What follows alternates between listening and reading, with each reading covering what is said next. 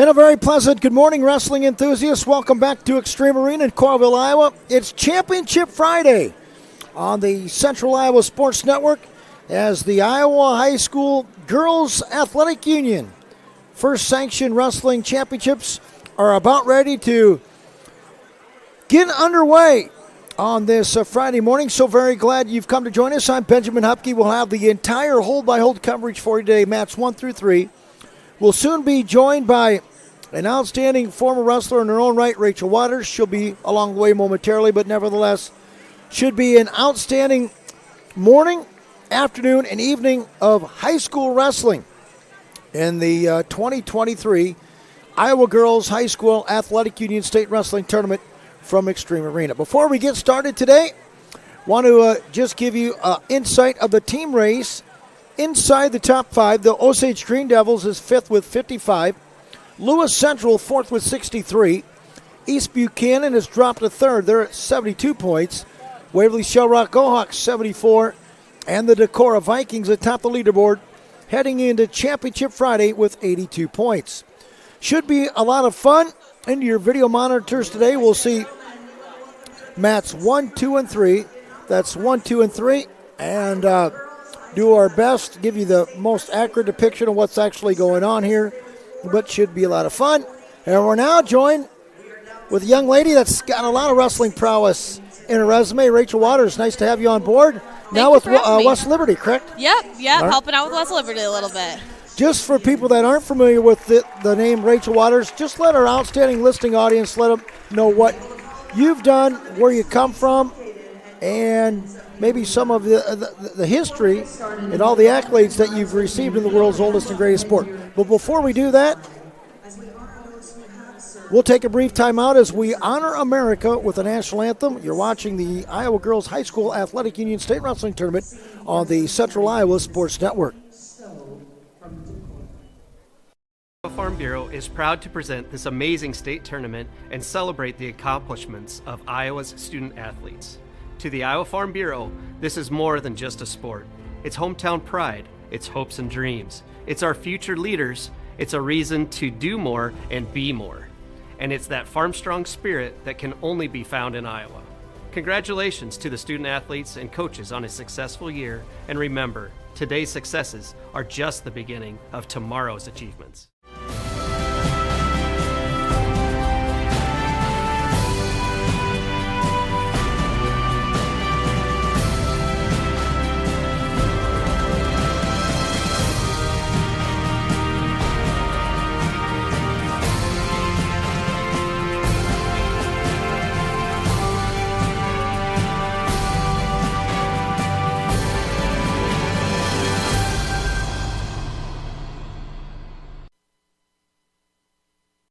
Farm Bureau is proud to present this amazing state tournament and celebrate the accomplishments of Iowa's student athletes. To the Iowa Farm Bureau, this is more than just a sport. It's hometown pride, it's hopes and dreams, it's our future leaders, it's a reason to do more and be more. And it's that farm-strong spirit that can only be found in Iowa. Congratulations to the student athletes and coaches on a successful year, and remember, today's successes are just the beginning of tomorrow's achievements. By focusing only on meat and grocery, we can do those things to the best of our abilities. No frills, no gimmicks. You're gonna get top quality meat, top quality produce, top quality customer service. They always tell us, sell it as low as you can.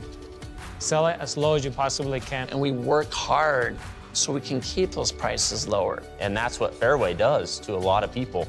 They take care of people. I have one thing to accomplish, and it's that.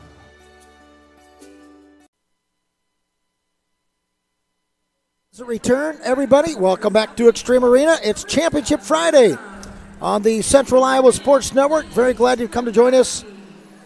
I'm Ben Hupke. We'll have the entire hold-by-hold coverage for you. And as mentioned before, we were intercepted with the blessing of our national anthem, joined by Rachel Waters, heralded young lady who participated in the world's oldest and greatest sport, not only here in the state of Iowa, but she also did it at Oklahoma City University, 4-time All-American and a national champion. Really nice to have you on board. Yeah, I'm excited to be here today. It's exciting to see this many girls competing in the sport. my athletes still think it's wild that I used to have to wrestle boys. So Yeah, let's talk about your successful career. And back when you were wrestling in the state of Iowa, it wasn't you wrestling girls, you were wrestling and taking on the guys. yeah, 100%. It was. I think there was only 3 of us in the state back then, so it's crazy to see that it's grown all the way to 2,000 this year. What when you sit and think about that from the point that you had with just 3 of you young ladies back when you competed to now what we see here today, what runs through your mind emotionally? What are some of the things that run through your mind? Well, actually, I was at a couple meets this year, and just seeing these not random, but these Saturday tournaments, having 400, 500 girls in these Saturday tournaments, it's really emotional. I think the first meet, all my athletes were like, "Why in the world are you crying, Coach? The tournament hasn't even started." And it's just so amazing to see the opportunity that the girls now have in this sport. Well, we'll focus on matches 1, 2, and 3 here today. And most notably our semifinal matches. And on mat 3, out of RRNW, that is Katie Biscaglia. And her opponent is Mariah Michaels out of North Central. And Biscaglia with some pretty good credentials as well. She's just a freshman, Rachel, but she's yet to lose this year. Yeah, that's a pretty impressive 44-0 record there. Right now, that's Michaels trying to get to the legs of Biscaglia. And what's really cool to see here that we don't see against the boys is there's no class system here for the girls' state tournament. So we're seeing schools that you never really see those 2 schools wrestle each other on the boys' side, and it's really interesting to see some of these matchups.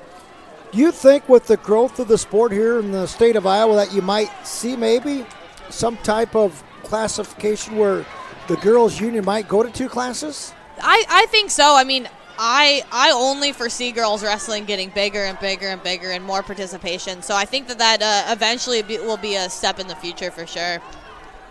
We've got a stoppage down on mat 3 for whatever reason. I believe it's blood time. Looks like blood.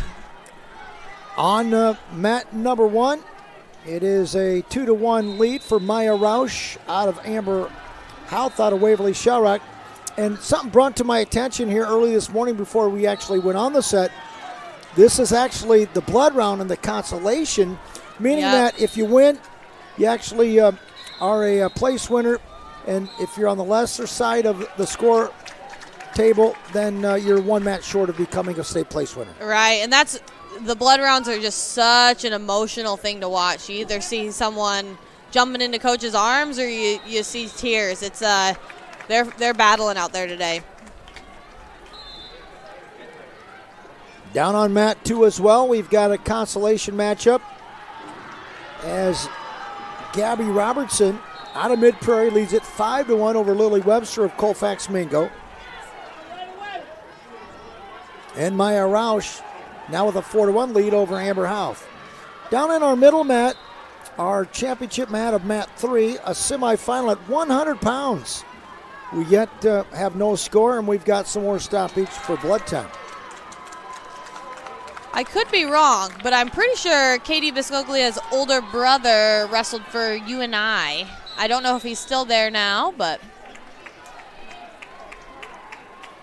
I believe you're right. yeah. Good observation. Yeah. So cool family. I always love seeing brothers and sisters from the same family going out there. Seeing a lot of falls here in this tournament. Seems rather that a lot of matches, in all sincerity, really don't go the duration. And my point being is, yesterday right in front of us down here on mat 1, we had 3 consecutive matches to win to sudden victory once.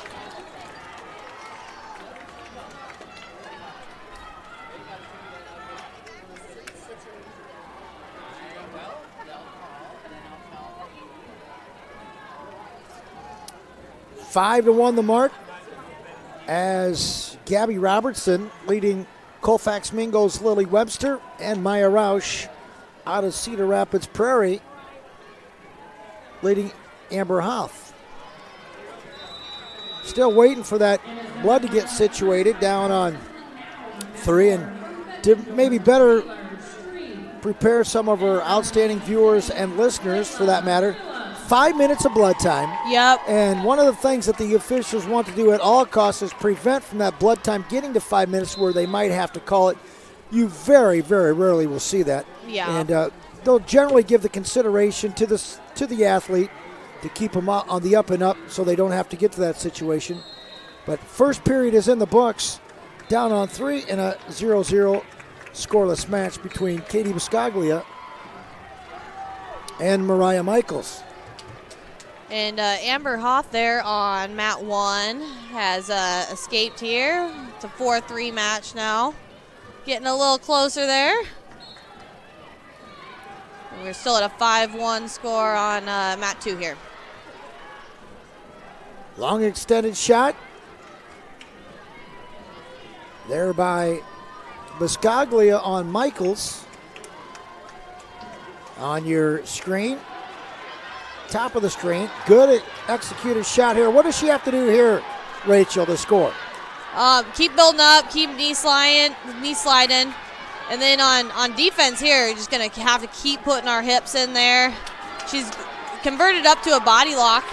I think that was a perfect way to convert that for the takedown. So good action by Katie Biscaglia with a takedown for the young freshman. She's 44-0 in her first season out of a Raccoon River Northwest. She leads it 2-0 as we near the 1 minute mark. They're going to slide out of bounds.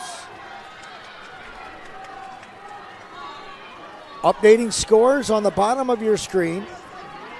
Gabby Robertson leading Lily Webster 7-3. And Amber Hoff has closed the gap on Maya Roush out of Cedar Rapids Prairie 4-3. We have Mid-Prairie looking for the fall there on mat 2. Gabby Robertson. I believe that is going to be a fall down on 1 for Roush of Cedar Rapids Prairie. Congratulations to Maya Roush. She is a place winner of the 2023 Iowa Girls High School Athletic Union State Tournament. She is jubilant and for good reason. Robertson has extended her lead now to 10-3. We got a hard ride on top for Biscaglia from Raccoon River Northwest. Got those legs in. Boy, does she ever. And she's working a serious power half on the left side.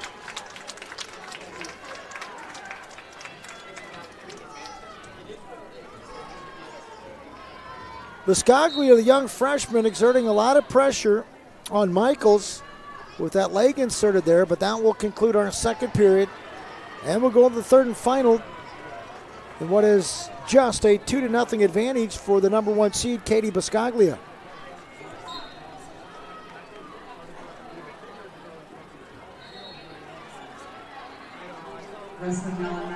You'll come to find out you can orchestrate the computer as well, right? Yep.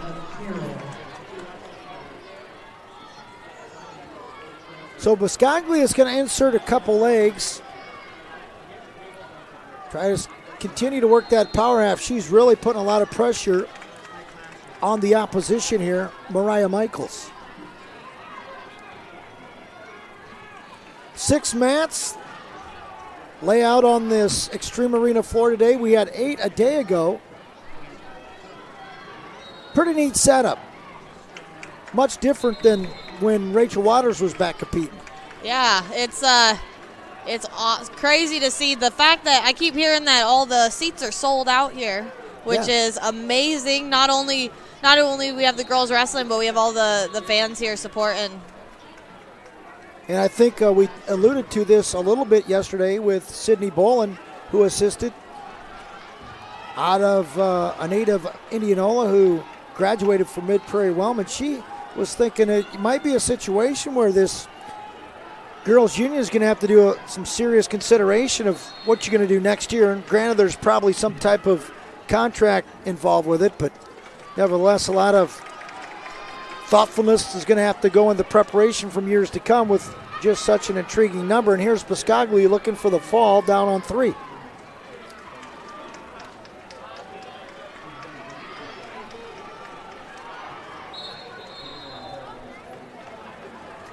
We'll get a stoppage. I believe there's going to be more blood, and indeed it is.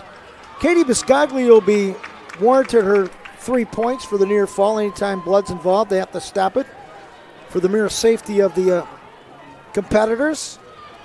Then they grant those points. It's a 5-0 Katie Biscaglia lead. And we've got a win on mat 2 here from Maya Humlick out of Lewis Central. She got the fall there. So she'll be fighting to her way up the podium today. Down on mat 2, we'll have a consolation round 4 matchup. Ashlyn Leslie out of Nevada and Casey Miller out of Western Iowa. You see a lot of these names. For example, Western Iowa, we seen yesterday, the Des Moines Metro Public School System. And we talked about it with Sydney Bolin. At some point, these schools are going to have to branch off out into their own, right? Yeah, I was out of Iowa for a while competing in Oklahoma. So some of these things that, like, I didn't know that the Des Moines school actually is a Des Moines public school now for athletics. So that was news to me, or that we have Waukee Northwest. You take a couple years out of Iowa and they change everything up on you. Well, congratulations to Katie Biscaglia. She'll be in the final tonight at an even 100 pounds, courtesy of really what was a convincing 6-0 semifinal win, and you really got to like what you see out of that young lady. She's just a freshman. Yeah, that's awesome to see, and she's extending that lead to 45-0 on the season. Pretty impressive. Here comes another outstanding young lady, a sophomore though, however. She was a state champion a year ago in Jillian Worthen, and her opponent out of Sumner Fredericksburg will be Hillary Trainer.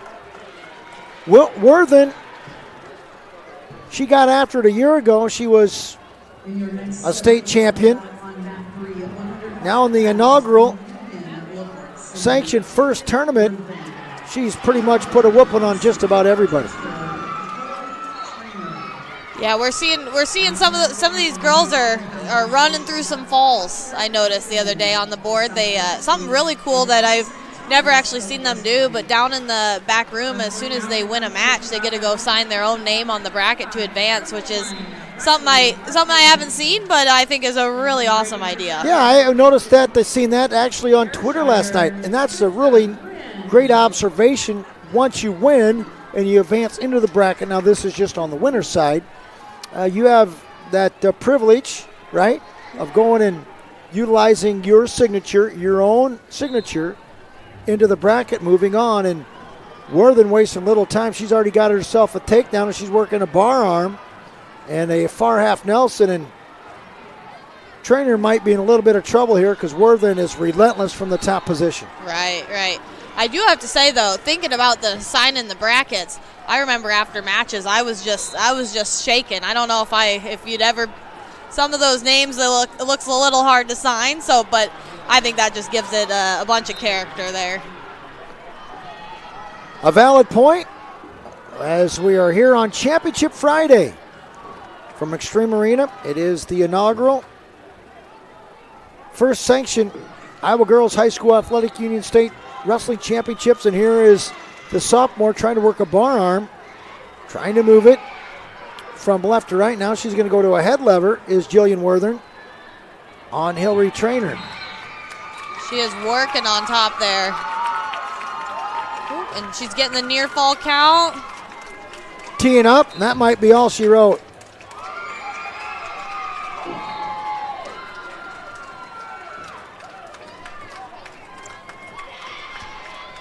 Jillian Worthen looking for the fall. Just trying to beat the termination of the period. The time on the clock, she's not going to be able to do it. And Mike Winkelpleck out of Sioux City, Iowa, with a 3-point awarded there. 5-0 the score. Semifinal at 105. Other scores to update you. Casey Miller out of Western Iowa leads Ashlyn Leslie, the freshman out of Nevada, 7-2.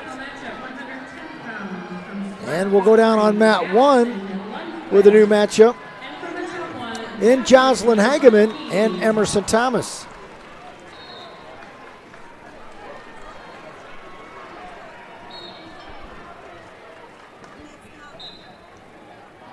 Worthen gonna kind of take Trainer to the out of bounds line. She won't let her back in bounds, will Jillian Worthen. She's really working the edge there.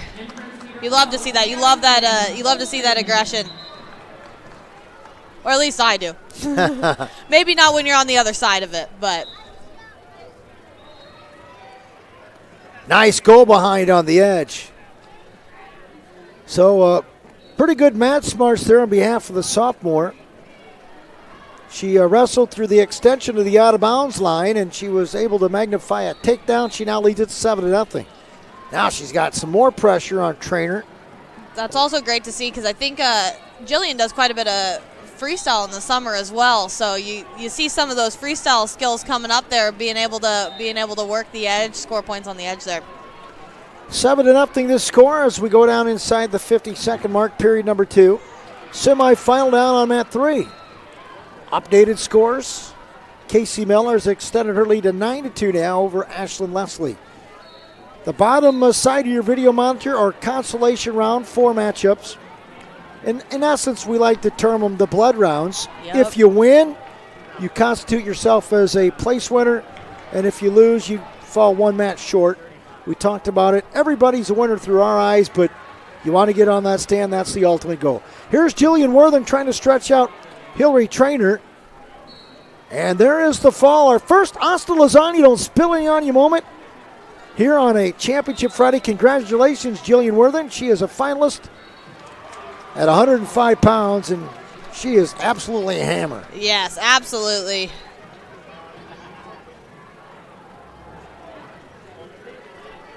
So we've already seen 2 finalists coming to your picture, one of those being number 1 seeded Katie Biscaglia, and right before your eyes that just finished up, and that is Jillian Worthen. Here comes another outstanding young lady out of the Osage Green Devil camp in Jalen Goodell, and her opponent is Bree Swenson out of Vinton Shellsburg. And Jalen was a finalist last year. Tried to go to a sweep and single there, warded off there nicely by the Vikings, Bree Swenson. The Walmart Conference having a good tournament here. Goodell doing a great job. A really good conversion to get that 2 points there on the edge. Did they end up giving her 2? Oh, I guess not. No. This is yeah, I would have thought looked like they did. I believe this is Travis Pike is our lead official. But look at Goodell. She's in on the legs again. Wanted to go to a Fireman's Kelly series. Going to switch off a little bit, maybe to a high crotch scenario. See if she can dump her here. Down to her buttocks. Instead, she's going to lift her up. That's just very good technique by Jalen Goodell. Yes. And a not so polite crossface from right field. I don't think they're supposed to be polite. So obviously not in that case.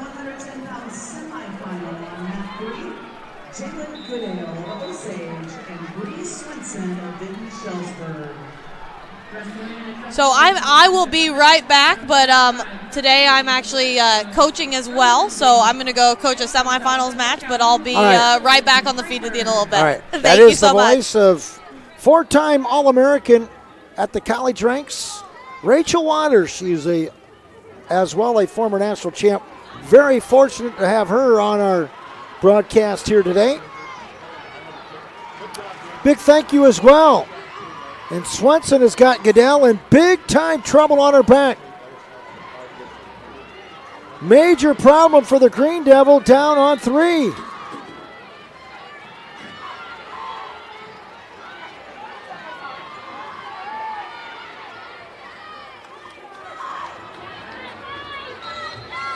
Pike on the call. And that's going to be a 3-pointer provided to Bree Swenson to conclude period number 1 in what is a 5-2 Swenson advantage. Goodell, a senior, she's undefeated and now finds herself behind here entering period number 2. 5-2. Big thank you to all the professionals of the Central Iowa Sports Network, spearheaded by Peter Tarpey. Well, I also want to thank our title sponsor, Farm Bureau, and many of the sponsors, including Mid-American Energy, Fairway Stores. Folks, if you happen to see any of our sponsors during our break, please acknowledge them in all sincerity with a simple thank you, with a handshake or a pat on the back. Folks, I'm telling you, this is really uncharted territories. Very rarely will you have an opportunity to watch from home for free, and that is the case here this year at the 2023 Iowa Girls High School Athletic Union State Wrestling Tournament.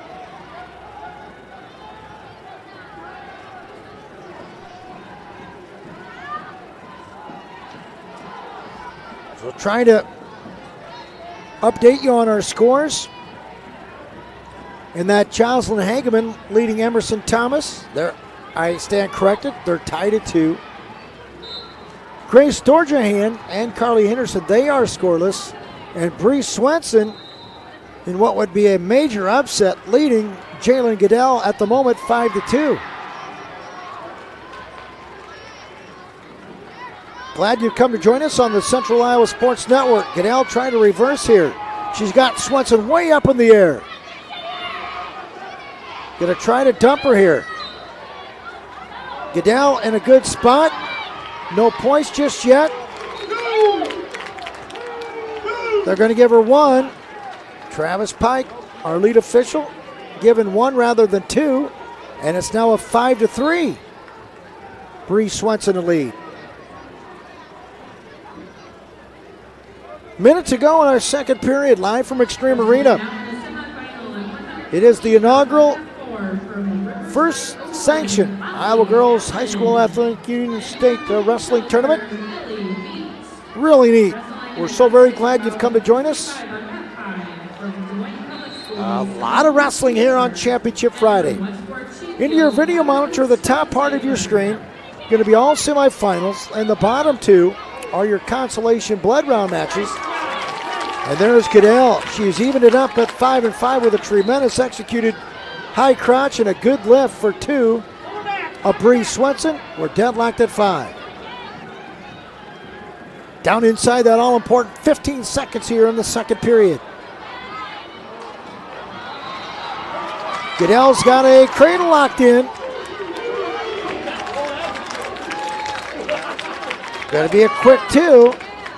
Now a 7-5 score.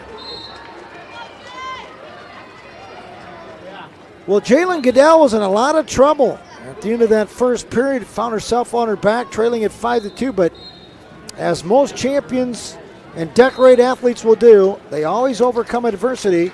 And Goodell, to this point, has done just that.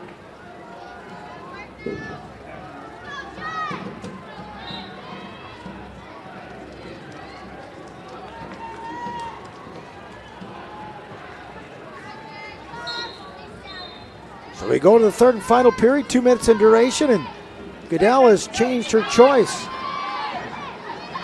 Rather than going down, she elects to go neutral. Now we got a scramble mode forthcoming here.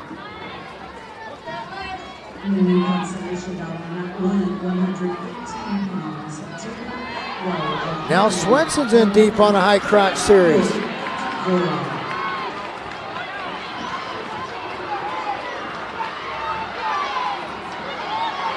Goodell holding on. Points have been awarded to Swenson. She needs to bail out, and she's going to yield near fall here. So Swenson has got Jalen Goodell in all kinds of trouble. She leads it already 8-7, and Goodell tried to board herself off the back. Unfortunately, a big upset. Bree Swenson winning by a fall over the number 1 seed, Jalen Goodell. Time of the fall is 4 minutes and 53 seconds. So the kid out of Vinton Shellsburg is on to the final round. And according to our prognosticators, Goodell was the number 1 seed. Swenson comes back and wins it by fall in 4:53 against Jalen Goodell. So congratulations to Vinton Shellsburg. We'll take a nice timeout of 1 minute in stature. This is the 2023. It's the inaugural Iowa Girls High School Athletic Union State Wrestling Championships right here on your source for all Iowa Girls High School Athletic Union events on the Central Iowa Sports Network.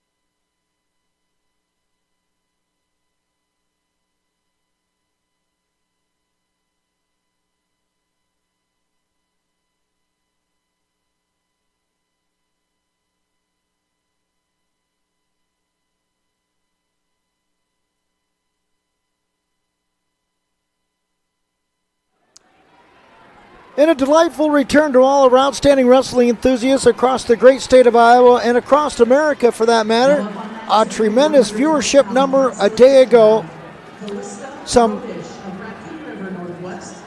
30,000 roughly on the Central Iowa Sports Network. A big thank you to those professionals inside the Des Moines Metro. I'm Ben Hupke. Hope you're enjoying our live broadcast of the inaugural 2023 Iowa Girls High School Athletic Union State Wrestling Championships.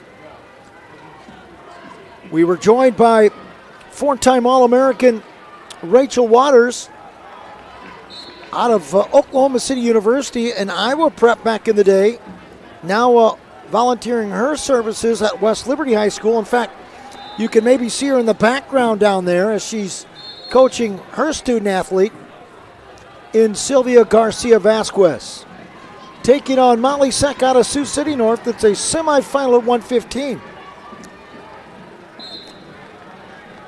Rachel will join us concluding that match, but provides tremendous insight to the world's oldest and greatest sport. And we hope that you enjoy it in your recliner with perhaps a bottled water and maybe even some microwave popcorn early on this Championship Friday morning.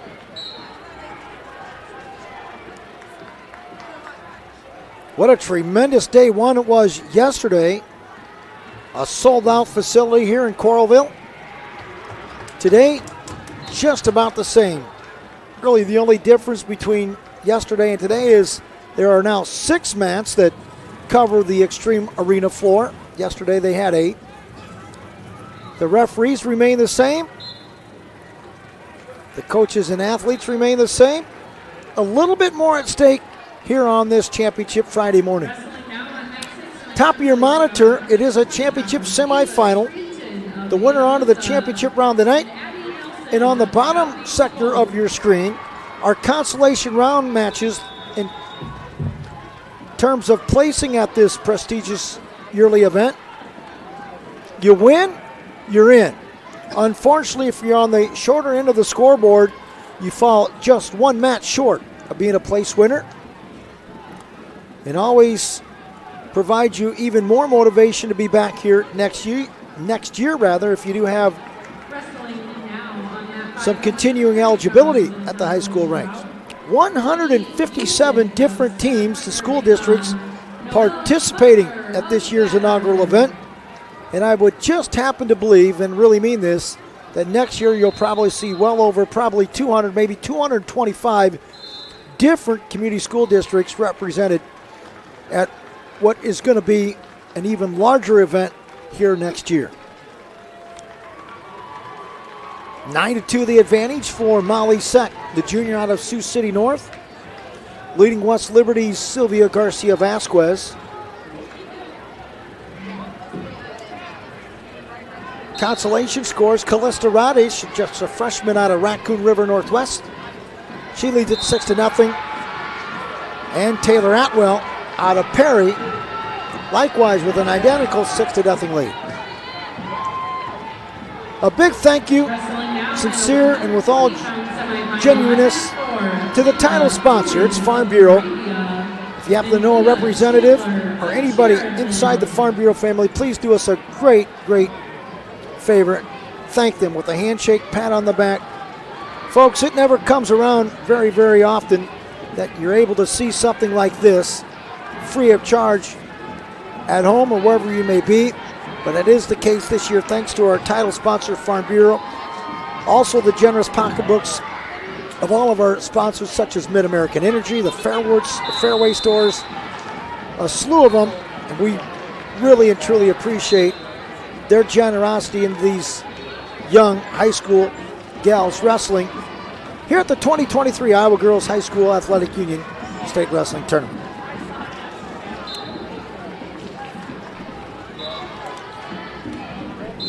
Molly Seck has opened up a 14-4 advantage.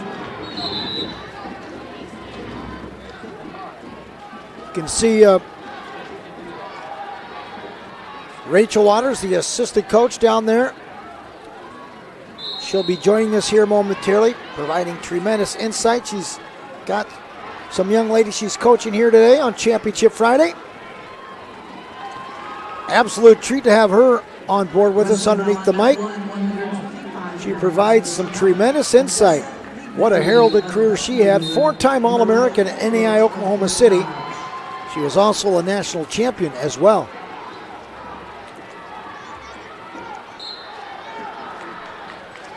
Things, however, aren't going so well for her West Liberty comment, Sylvia Garcia Vasquez, who's now fallen behind 16-4 and finds herself in a big predicament. As that will do it. Molly Seck, the junior out of Sioux City North, going to be a finalist at 115 pounds, an overwhelming 19-4 technical fall winner in 6 minutes even.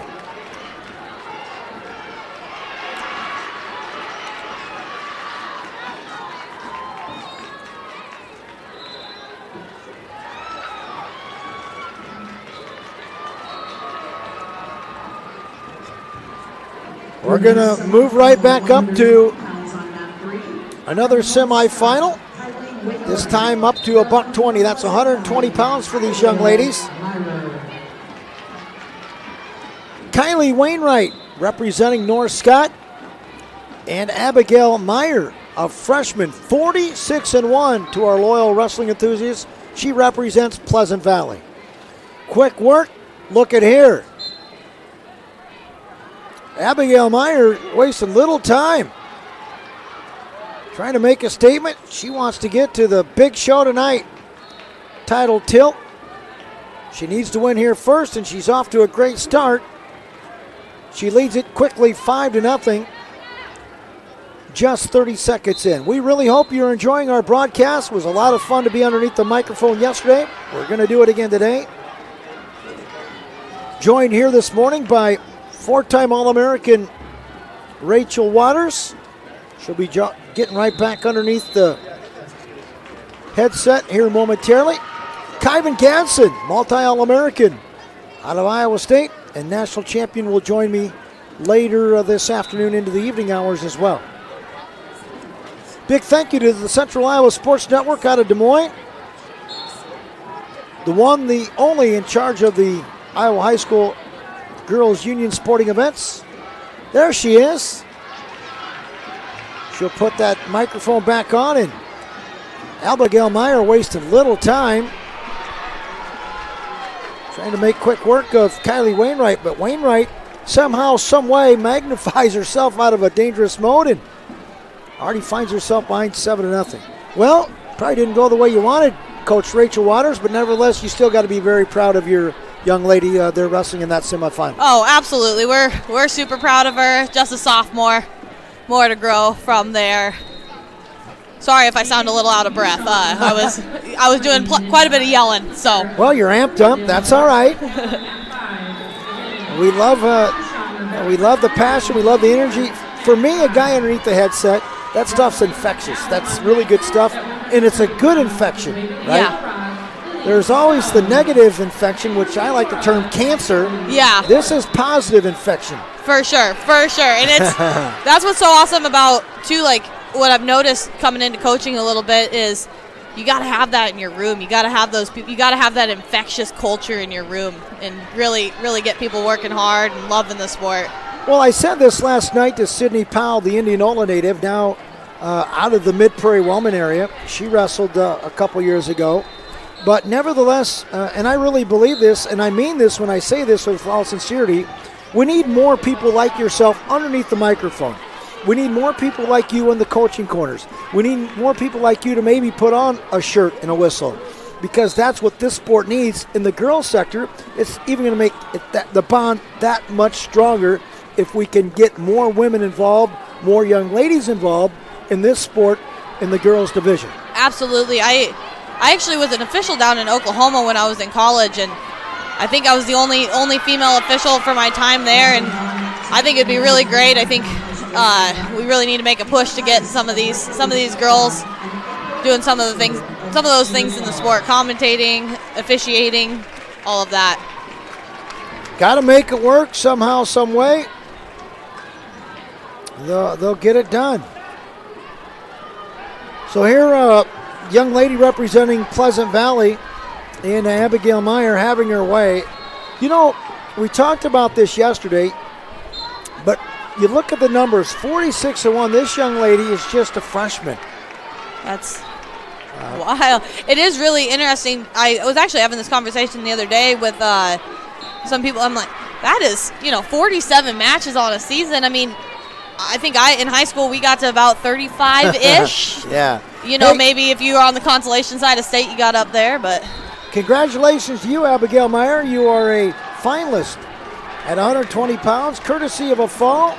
Time of the fall officially is going to be 3:18. 3:18 time of the fall for the Pleasant Valley freshman. She has one more match on her resume. That will be later here tonight.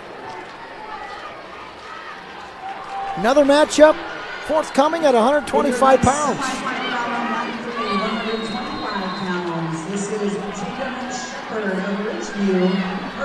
Ridgeview's having a good tournament. They're represented. Look at here, Tatum Shepard. My goodness. Oh. Wasting little time going to town on Hannah Rogers out of Wilton. And just like that, it can be reversed so quickly. 5-2, and the Wilton juniors saying, hey, slow down a little bit, not so fast. So a nice reversal now, 5-2 the mark.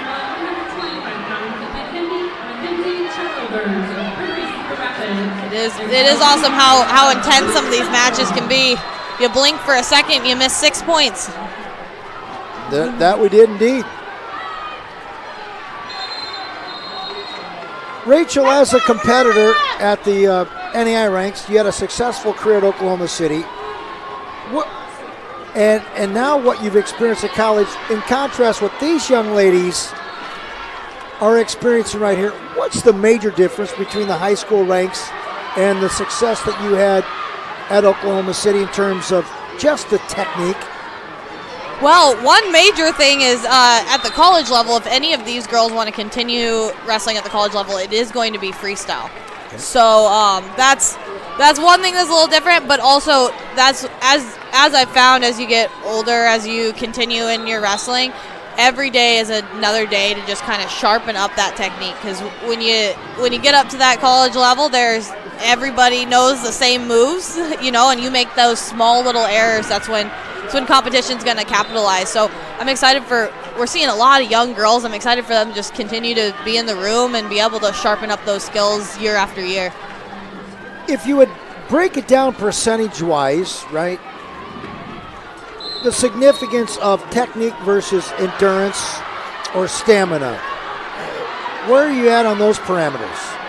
Well, I think a lot of it has to do also with like the period you're in. So I think at the beginning, it's going to be very technical. You know, in your first period, you're going to be technical.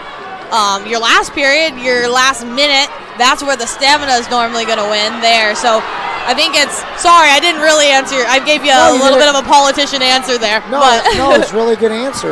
Let's be honest, it was. Tell me these fans ain't passionate. You can hear them in the background.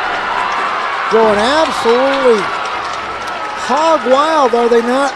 Tell me the fans don't care. Tell me the grandpas and grandmas don't care. The friends, the teammates, the classmates, and even the little tykes that are here supporting the wrestlers. It's pretty awesome to see. Yeah, it's the coolest thing when something happens down on a mat and an entire section is on their feet. It's electric. The thrill of victory, right? Yeah. And the agony of defeat down on mat 1. You really feel for those less fortunate. Down on mat 1, you see that it's Mariah Benedict falls a couple points short of winning the match and really one match short. But when it's all said and done, let's be honest, all these young ladies, they're all winners. Somebody's got to win. Somebody's got to lose. You win with grace, you lose with grace, but when it's all said and done, really a neat picture I thought was out on Twitter before the tournament started. It had the whole nucleus of all the participants, which is really cool because once a girl, always a girl here. That's their motto here at the Iowa Girls High School Athletic Union. I think it's a tremendous motto, but it's kind of also really a family entity, isn't it? Yes. Oh, absolutely. You don't realize, I mean, when you think about it, and you think about where you get to, and you're like, oh, my parents helped me out, my coaches helped me out. There are so many people, but there's one wrestler on the mat, but behind that wrestler is just an army of supporters, of family, of coaches, and it's amazing that these communities are backing these wrestlers. So good action here from Extreme Arena. Down on 3, our semifinal mat. We've got more blood time. I don't remember. You were saying that earlier about there's a 5-minute blood time, and after that 5 minute expires, it's supposed to be, the match can no longer continue if the 5 minutes of blood time expires. Yeah. I don't know. I don't remember the last time I've seen that actually happen. Well, I don't know. I may have seen it once, maybe twice in my broadcasting career. They try to avoid it at all costs. Right. Most noticeably at this type of venue. Right. Because they don't want the blood time, in essence, right, to be the reason that you can't continue. Yeah. Absolutely. Because this sport, we know blood happens. So it certainly does. So we'll get back to action down on 3, where Tatum Shepard leads it 7-4.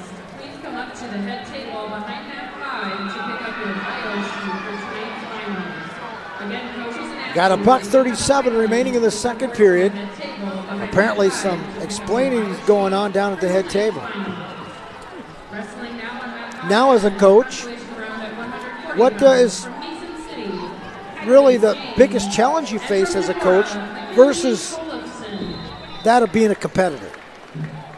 Well, it's hard sometimes to, as a competitor and being around wrestling, in wrestling for so long, I have to take a step back sometimes and remember that these girls haven't been, a lot of our girls haven't been around it their entire lives. So some things that I think are very, second nature from being around it so long, I have to explain it further. So like we have another girl in the tournament at 145, and she won a tournament and saw people getting up on the podium, and she's like, how do I get one of those pieces of paper? We're like, you got one. They just haven't called your weight yet. So it's small things like that, or the girls have, helping them out with their headgear, stuff like that. It's awesome to be able to do, but it's kind of makes me take a step back and be like, wait, I didn't quite explain that all the way through. Good stuff. Tremendous insight. That's the voice of Rachel Waters, former 4-time All-American, wrestled collegiately at Oklahoma City, Also a national champion right there. Lexi Peterson securing a fall down on mat 2, and congratulations to you, Miss Lexi Peterson.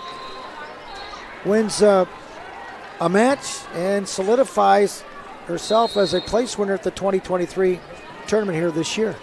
And that's what's so cool, so difficult about this blood round, but also so cool for those girls that are victorious is you get to say that you were a state place winner in the first inaugural Iowa High School Girls State Wrestling Tournament, and that's an awesome honor for these girls. If I'm not mistaken, you were here a year ago, were you not? Yep. Yeah. Yep. I think I've been to every one. So we had the unofficial ones before, or not sanctioned by the Iowa High School Girls Athletic Union. But I always tried to make a point to come back and be supportive of my home state. Absolutely. So they're trying to get the stuff cleaned up down on 3, which will allow us to move to mats 1 and 2. Anastasia Simon and Dana Cleveland. That is Decorah and Ankeny. Down on 1, Decorah finds himself in a team race. They were leading. Oh. Heading into Championship Friday. And Cadence Bourne and Haley Glade. That is Wilton and Earlham down on 2, and they are scoreless, just underway here in the in the first period. We've got some smart coaching from the Wilton coaches here. They've got 2 girls on the mat, and they're sitting in the same chairs, just facing different ways. Kind of a smart idea there. Yeah. Didn't quite notice that. That's an astute observation. Got a lot of people texting in, and we appreciate your generosity in our broadcast, but boy, I'll tell you what right now, Tatum Shepherd, they're having a difficult time down there on 3 trying to get that nose situation to stop. So, and you talk about it. They try to get it abruptly stopped as possible. Now, there's probably been a stoppage for more than a minute, 59 seconds if you look clearly down there. She's at 4:01 of blood time, right? Yeah. But at this sector of the season, the pinnacle, the state tournament, right? They're going to do everything they can at all costs to make sure that they don't get to that 5 minutes. And I just remember when I used to wrestle, I would get those bloody noses that wouldn't stop sometimes, and I remember my athletic trainers were like, if it comes out one more time, we're just taping your face. So I would do, after that statement, I did everything possible to not get my face taped up. That is not what I wanted. So they still try to clean up this situation down on 3. And with that being said, the gal with this type of adversity, with the blood timeout, is the gal leading in Tatum Shepherd. Ridgeview, a smaller school out in western Iowa, they're having themselves a whale of a tournament.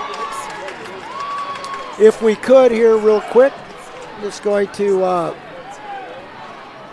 update the team scores for you. 5th place remains Osage with 68. Lewis Central, large school over on the Missouri River, 71, good for 4th. East Buchanan, 3rd, remarkably, with 72. Waverly Shell Rock, inching closer to their Northeast Iowa Conference rival, the Decorah Vikings. They're 2nd with 78. And the Vikings at Decorah lead it by a mere 4 points. So probably going to go down to the wire. Yeah, right? Close team race. Those are your updated team scores. We get back to live action. Down on mat 3, Shepherd maintaining a 7-4 advantage.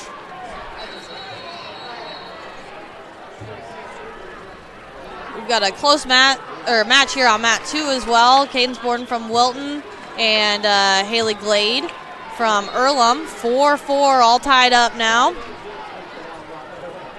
Mat 1, a little bit of separation there for Dana Cleveland out of Ankeny's camp, leading Anastasia Simon. And how do you like that? Whoa! Yeah, we got a headlock from Hannah Rogers there. And the young lady that was having her way is now find herself in a big-time dilemma. Right. This is Hannah Rogers just gave Tatum Shepherd her pilot's license, right? yeah. looking for the fall, trying to come out the back door is Shepard, and she does. However, Rogers has just went out in front, 9-7. And guess what? We've got a stoppage more for blood time. And now a matchup where Tate Shepard was actually in control, 7-2. She was, It can happen that quickly in a blink of an eye, as you like to reference. And now it's a 9-7 Hannah Rogers advantage. Rogers with a big-time move. Well, that's why it's so important to go out there and be confident. You know, you have a lot of high school wrestlers, you know, be a little self-conscious, not see records and be a little concerned about going out there and wrestling. And you just got to continue to remind them that anything can happen. You know, you can – that's what's so awesome about this sport is at any point you can pin your opponent. You can be down by 14 points and you're going to walk away with that win. So something I absolutely love about the sport. What's your thoughts and feelings? I know you had much success at Oklahoma City, and probably at the time, if the University of Iowa had a women's program at the time, I know, and I watched you with the naked eye, right? You're fully capable of wrestling at that level. What's it mean to the girls here in the state of Iowa knowing that the University of Iowa now has a girls wrestling program spearheaded by just an elite person? Yeah. Clarissa Chin. Yeah, I think that's an amazing thing. We add girls, women, we sanction girls wrestling in the state of Iowa, and then they have something to look to after this, right here in the state. I think that's absolutely incredible. And we really are building quite a bit of college programs here in Iowa that do have women's wrestling at the collegiate level. We've got JUCOs, D2s, D3s, a D1 now as well. So we've got quite the variety here. Grandview ranked number 1 at the NAI level. Iowa Wesleyan doing a nice job with a couple former Hawkeyes spearheading their program. A lot of D3 programs now, you know, getting up and getting things going. Yeah. And we've got more blood time down on 3. Score remains 9-7. Hannah Rogers with that big move. The difference here over Tate Shepard. And we are. Go ahead. Oh yeah, we are still tied up. We're now tied up at 6-6 over on mat 2. But we'll see if both Wilton teammates can pull this out. Well, Cadence Bourne was tied. Tied no longer. A big move. And she's going to win it in the end. Final score 10-6. Wrestling now at 5, and consolation bout at 140 pounds for East Buchanan, Andelin Saboka. And from BGM Brooklyn, Chloe Etten. And a new consolation bout on mat 1, Diana Gay. So Tatum Shepard, she'll get cleaned right back up. Really a formidable job by the officiating here. Let them continue to wrestle. Shepard at one point led 7-2. Now she's in deep trouble. She trails 9-7. And I hate to do this to you again, but I have another athlete on deck here, so I'm going to have to run for a minute, but then I'll be right back up. All right. Let's you. go get a win, Coach Rachel Waters. All right. Video monitor. Rogers now leading 9-7.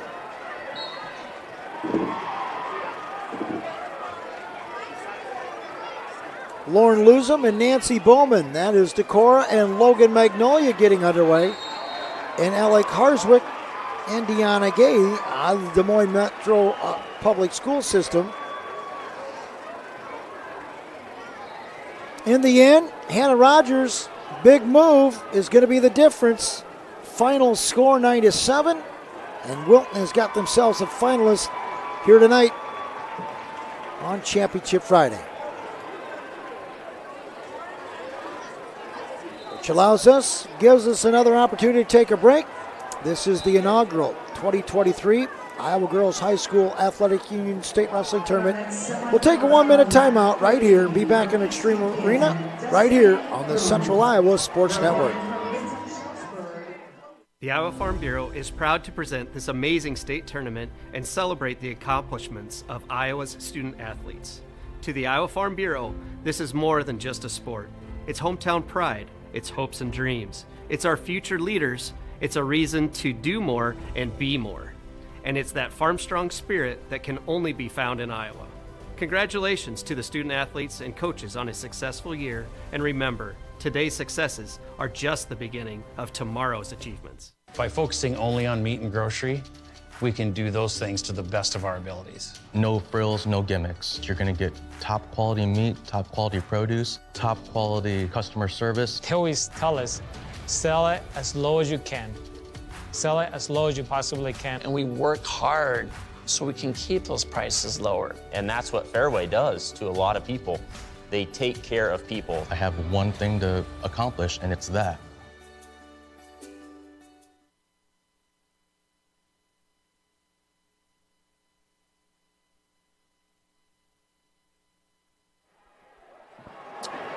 And we want to welcome you back into our live broadcast from Extreme Arena in Coralville, Iowa, the inaugural 2023 Iowa Girls High School Athletic Union State Wrestling Championships. So very glad you've come to join us. I'm Ben Hupke, alongside Rachel Waters, who for the moment is down coaching one of her outstanding young ladies. She'll be back with us momentarily. We hope you enjoyed as much as we have enjoyed bringing it to you the last day and a half. It will continue through the evening as well. I want to thank all of our outstanding sponsors. Without their generosity, there's no way that this would be possible to show you the live action on CISN.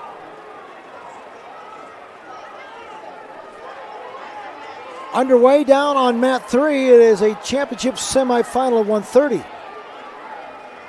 Destiny Crump from East Buchanan and Chloe Sanders out of Benton-Shellsburg.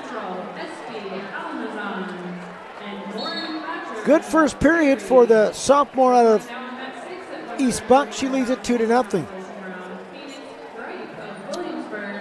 Both of these schools within pretty good proximity of one another. I would almost assure you that they've wrestled this year. Crum is 48-6. Sanders, just a freshman, she's an impressive 46-4. And Crum's going into a body lock. This could be trouble. Takes her down outside the boundary waters, says Crum of Sanders. And no exchange of points. It remains 2-0.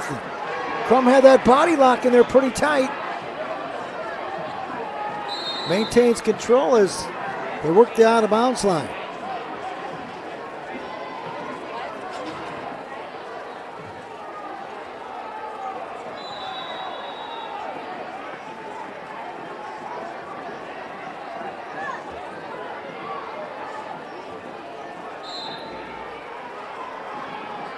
Crum executing a pretty good ride at this point.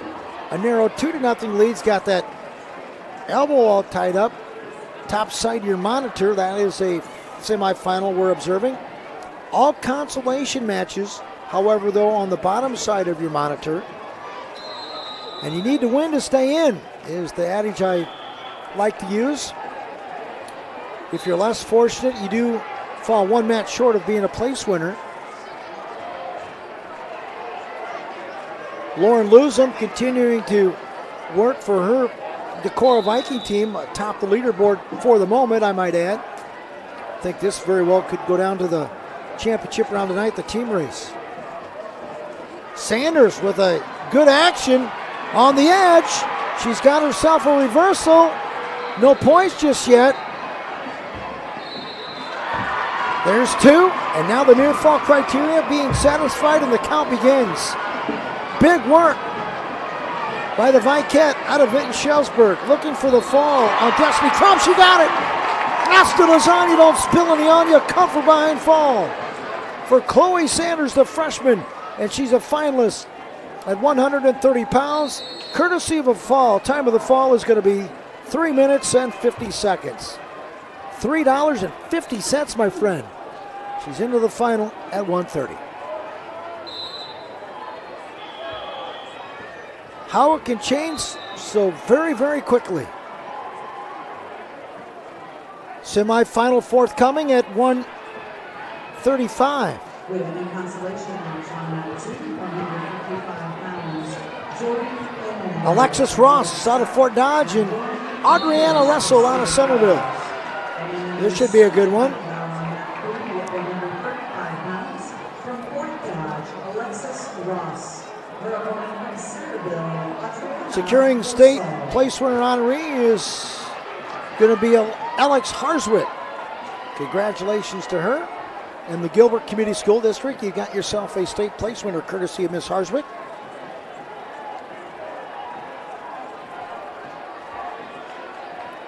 And North Scott's Jory Hanneberg out in front now with a quick 5-0 lead, 1 minute in, down on mat 2.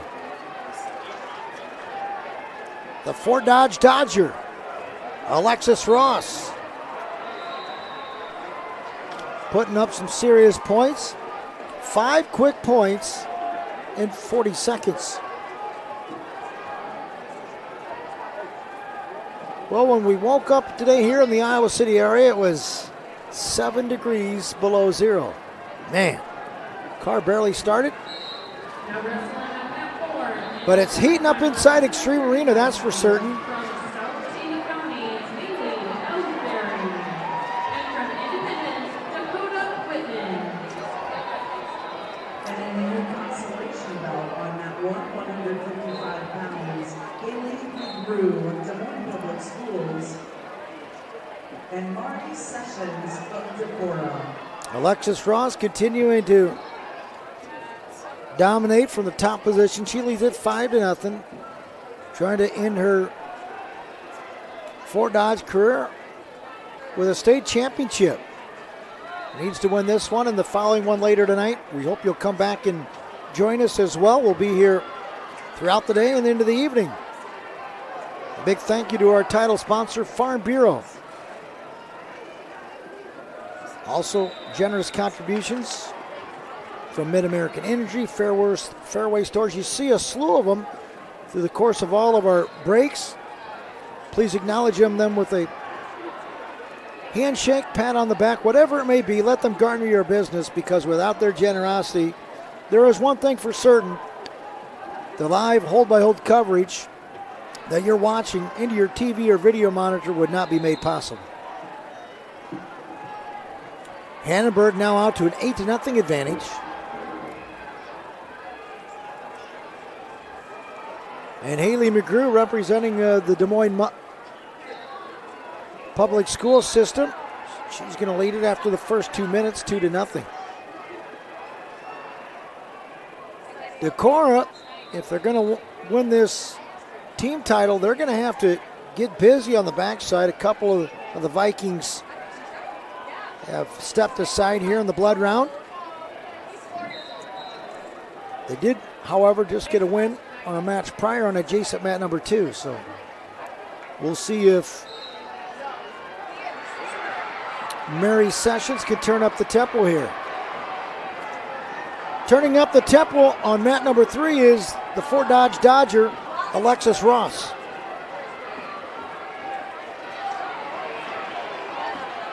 Ross getting the count again.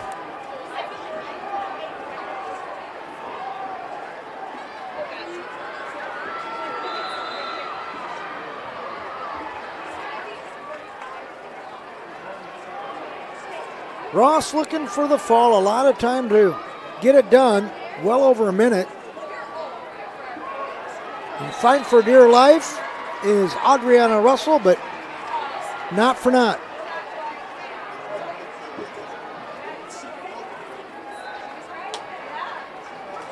The Fort Dodge Dodger is into the final round tonight, courtesy of a fall. Time of the fall will be 2 minutes and 48 seconds. 2:48 the fall. And the senior from Fort Dodge into the final at 1:35.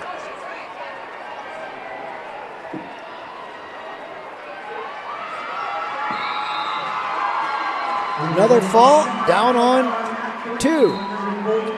As Jory Hanneberg has just secured a top 8 finish. Here we go to a semifinal at 140. And this should be a good one. Kiara Jamesi out of Waverly Shellrock, Sarah Lewis out of Louisville, or Centerville rather.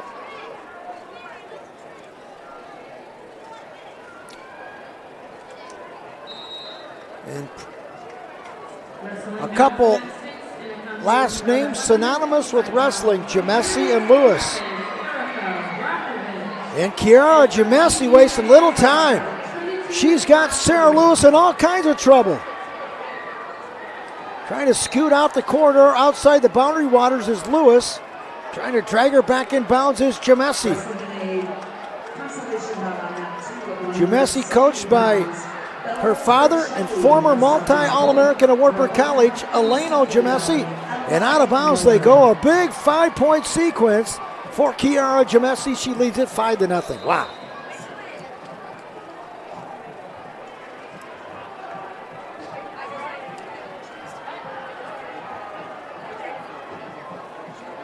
A lot of fireworks on here display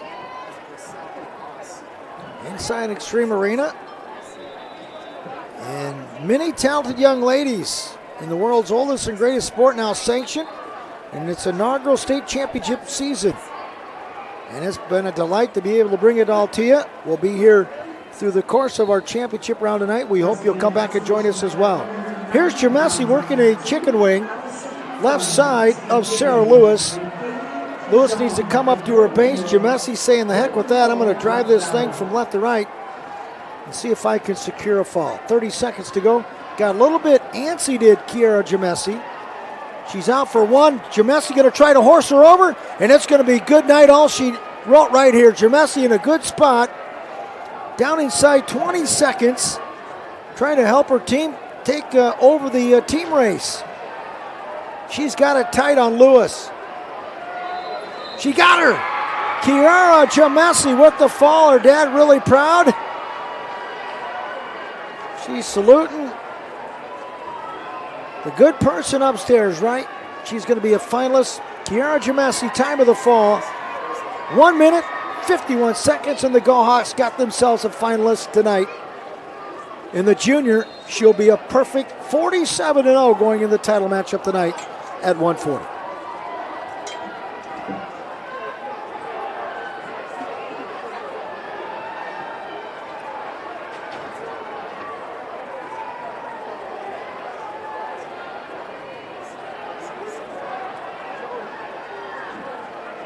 Updated team scores. Allison Crum out of East Buchanan and Kaylee DeYoung, a freshman representing Boyden Hall Rock Valley. They're scoreless. Haley McGrew has now extended her lead over to Cora's Mary Sessions 6-0. Now to our title matchup at 145. Make that a semifinal matchup. On the top of your screen, Emma Peach out of Iowa Valley Marengo and Isabella Deeds out of Ridgeview. It's a sophomore and it's a junior.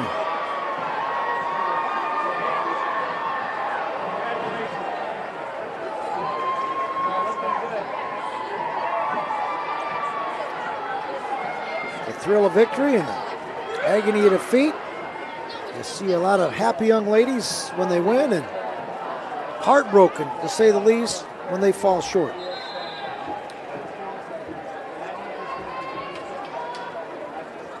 Back at it, Rachel Waters. Yep. Made it up. I ran a little bit. Get back up here. Not like the wrestling shape, though. Oh, no. No, not quite. That always happened. I would always go out for cross country to get in shape for wrestling, and I thought I was in good shape, and then that first live go, I was sucking wind every year. There's a big fall for East Bucks, Allison Crum. She has now become eligible to be a place winner. You know, one thing that's really obvious that I'm really impressed with, not so much the talent, is the sportsmanship exhibited. Yes. It's really impressive, isn't it? Yeah, 100%. It's amazing to see, and that's the thing that we've had all year, especially around where we're at, is all these other girls on other teams, they're good friends. They hang out together, and we always have to tell them, you know, when you're on the mat, you're not friends anymore. And then, but it's always great to see after a hard-fought match, you can give them a hug and you can be friends again. Isabella Deeds leads Emma Peach 2-1. 30 seconds remain in that semifinal at 145. There's some pretty impressive records. We have Emma Peach at 37-0 and Isabella Deeds at 23-1. If memory serves me correctly, I believe Peach is the number 1 seed here at 145. Yes, I believe so. And she's just reversed Deeds to her back out of Ridgeview, and that might be all she wrote. It is. Yep. Hasta lasagna for the number 1 seed, Emma Peach.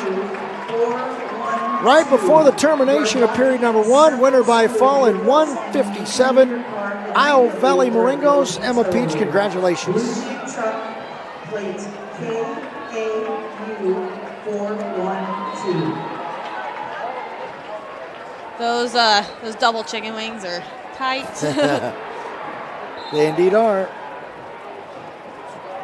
Much more comfortable here underneath the headset than out there wrestling. I had a couple of my athletes ask, they're like, hey, can we practice our pinning combinations on you? I'm like, maybe find someone else on the team. I've got old shoulders, so I'm about cashed out on chicken wings run on me. You prepped high school where at, Rachel? For where I went to high school? Yeah. Yeah, I went to Ballard Community. Yeah. Good school. The Bombers? Mm-hmm. Yeah, it's awesome. I didn't even know this, but Ballard had 3 qualifiers this year, and the 2 guys coaching were some of my coaches in high school as well. Good. So we had an awesome little Ballard reunion yesterday. Good to hear.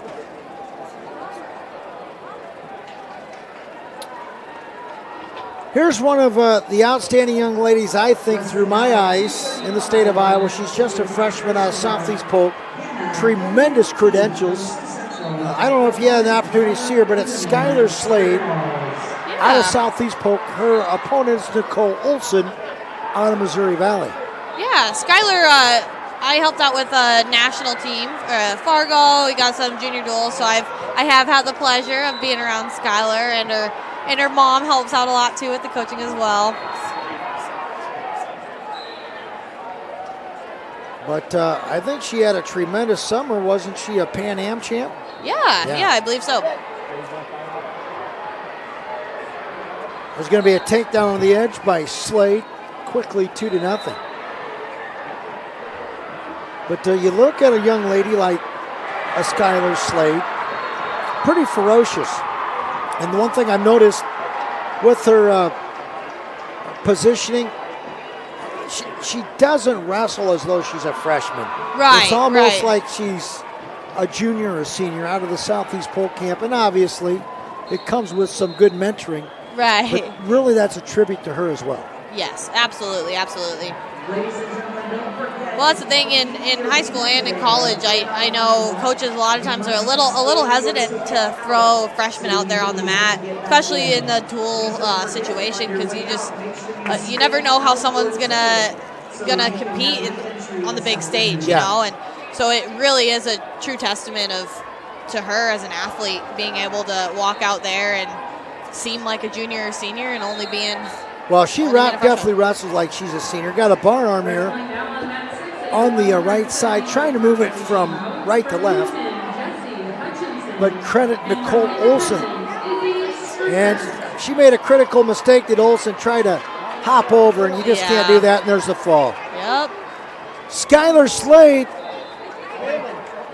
advancing with another impressive showing with just yet another fall. She's into the final tonight at 155. We'll take another timeout. Acknowledge all of those that make our broadcast possible. This is the 2023 Iowa Girls High School Athletic Union State Wrestling Championships for the first time in a sanctioned event right here on the Central Iowa Sports Network. In Iowa, we all play by the same rules. Hard work pays off, practice makes perfect, success is something you earn, and teamwork helps us all be winners. The Iowa Pork Producers Association is proud to support statewide high school athletics. Because on our team and on yours, what we bring to the table is what brings us all together. Learn more about our commitment to Iowa at iowapork.org.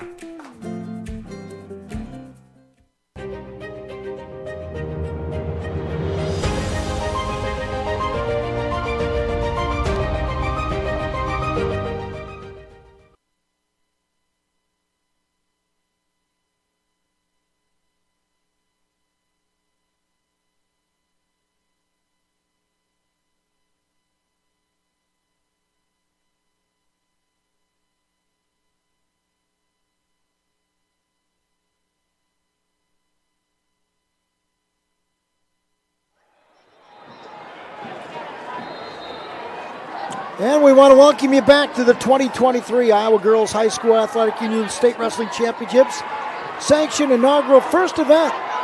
Kudos to those making it happen, most notably Jean Berger and all of her outstanding staff. Got a big semifinal at mat number 3.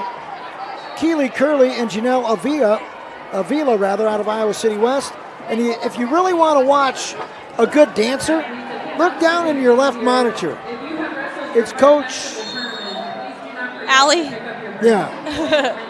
Out of Cedar Falls. Garbrandt. Yeah.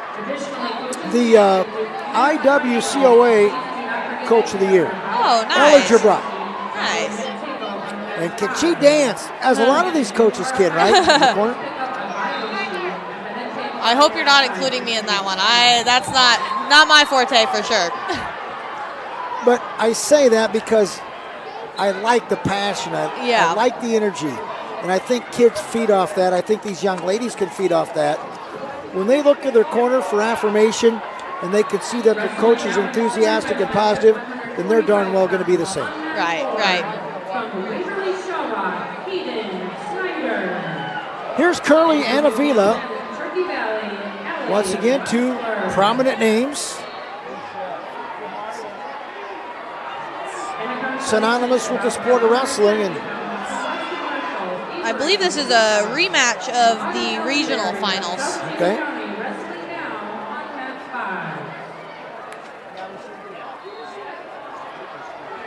Avila's going to dive in there. A little go behind by Curley. Can she get there? She's trying to turn the corner, trying to get a near ankle. Avila's holding on there, but we run out of time. Avila, the number 2 seed. And Curley, the number 3 seed. Look at Coach Danner down here in your bottom screen. A tremendous ambassador to the world's oldest and greatest of sport. Tell me that doesn't matter. Tom Danner, the former head guys coach at Western Dubuque, now takes over the gals program, and he's jubilant. Give me a high five, he says. Congratulations to you, Coach Tom Danner. You got yourself another place winner. And that's what's so cool to see, too. Yeah. Being around, and a lot of people that have been around boys wrestling in the state for a long time, you see a lot of these coaches that have been in the sport for a long time, and they're going over the women's side and really helping out. It's awesome to see those schools just absolutely adopting and believing, backing the sport here for the girls. It's priceless. Yeah, absolutely. You can't put a value on it. It's something that's really cool. We remain scoreless on the top of your monitor. It's a semifinal. As Rachel alluded to, it's a rematch of a regional final between these two. Wrestling now on that one at 190 pounds, Isabel Kip of South Winneshiek and Sheridan Edelkin. A little bit hesitant. Avila trying to go for a headlock, maybe too aggressive near the out of bounds line.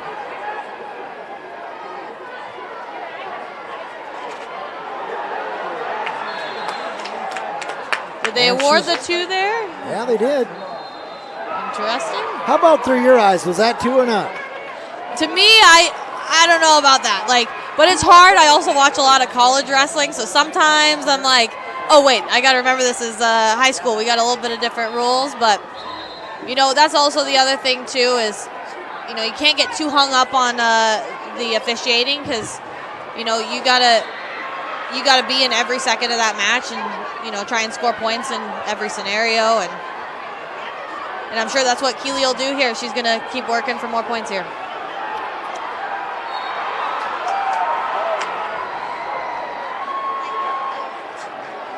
So in on the leg is Keeley Curley of Janelle Avila. Iowa City West and East Buck. It's East Buchanan.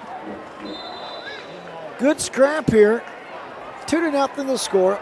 Avila leads it. We'll go the final 2 minutes. I'm really learning a lot about schools in Iowa. Just growing up, I was, you know, all of my sports were 2A, 1A, and so I know a lot of the Central Iowa, those size schools. I'm learning all about new schools from events like this. It's really cool. Very much so, and you know, we look at some of these schools. For example, the Des Moines Public Schools, at which point we talked about it prematurely a little bit. When are they going to branch out to have their own programs? Right. The Raccoon River Northwest, when is that going to branch off? I really think you're looking at between 200 225 schools represented here next year. How many are represented? 157 this 157. year.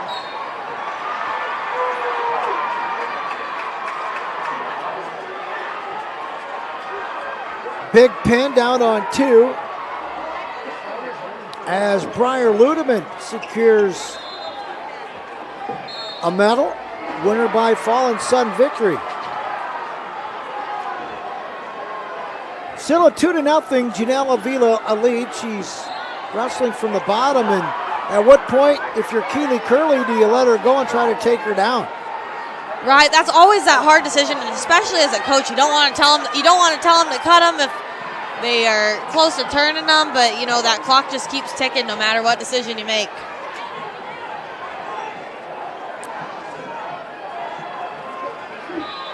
Right now, Avila from the bottom leads it 2-0, and I think if you're Curley, you got to let her go. There's a point though. Oh, and a stall call. It looks like that's what her sister just told her to do. Little neck wrench by Oh, Avila. yeah, we got a neck wrench to her back there. And there's the fall for Janelle Avila. A little bit in danger. And she's going to survive. Look at her bounce around. She's excited for good reason. She secures the fall. Time of the fall in 5:49. One thing I noticed about Avila, every time she's done wrestling, she just sprints to the corridor. She's out of here like a flash.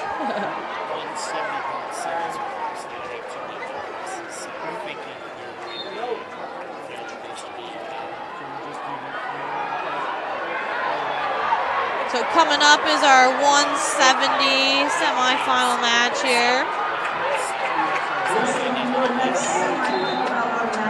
And we've got about, oh, they just called it, about Libby Dixon, Grace left. Britton. Rachel, are you familiar with the representation of SWAT? You know what school district that is? I do not. I think I saw their camp downstairs, but I wasn't quite sure. And we've got another athlete from SWAT as well on mat 2. And she just won courtesy of a fall in a matter of $1.05. So there is one secured place winner for that respective wrestling entity, SWAT.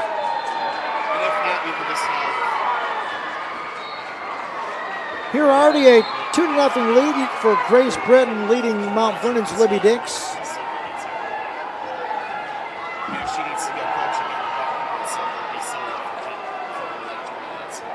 Looks like they're going to go right into another consolation semifinal round coming up.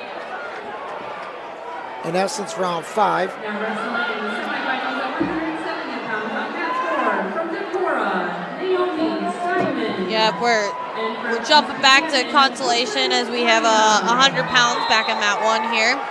Wrestling on mat 2 in a 100-pound consolation bout. Maya Roush, Prairie Cedar Rapids, and Gabby Robertson of Wood Prairie.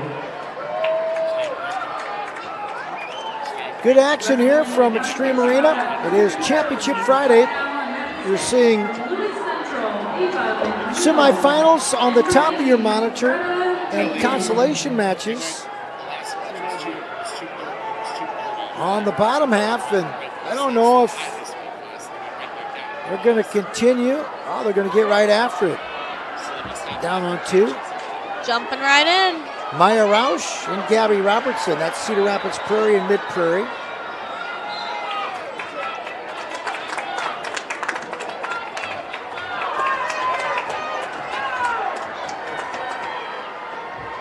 Rather exuberant are some of these coaches from the corner.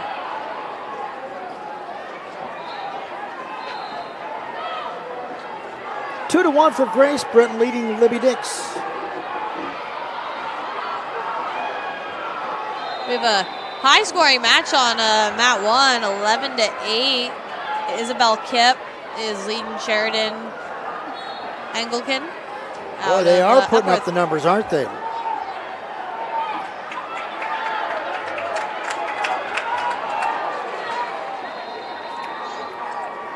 Kind of a desperation mode move there.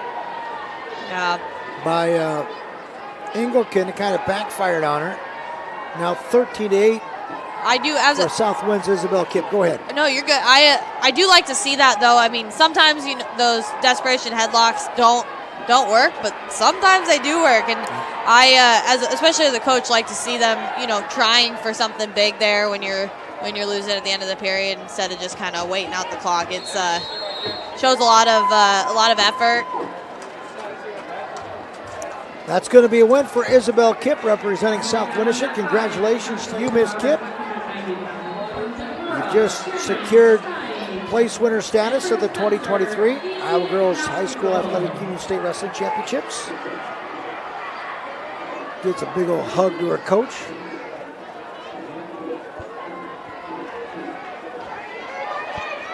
Grace Britton still leading 4-1 over Libby Dix of Mount Vernon on mat 3.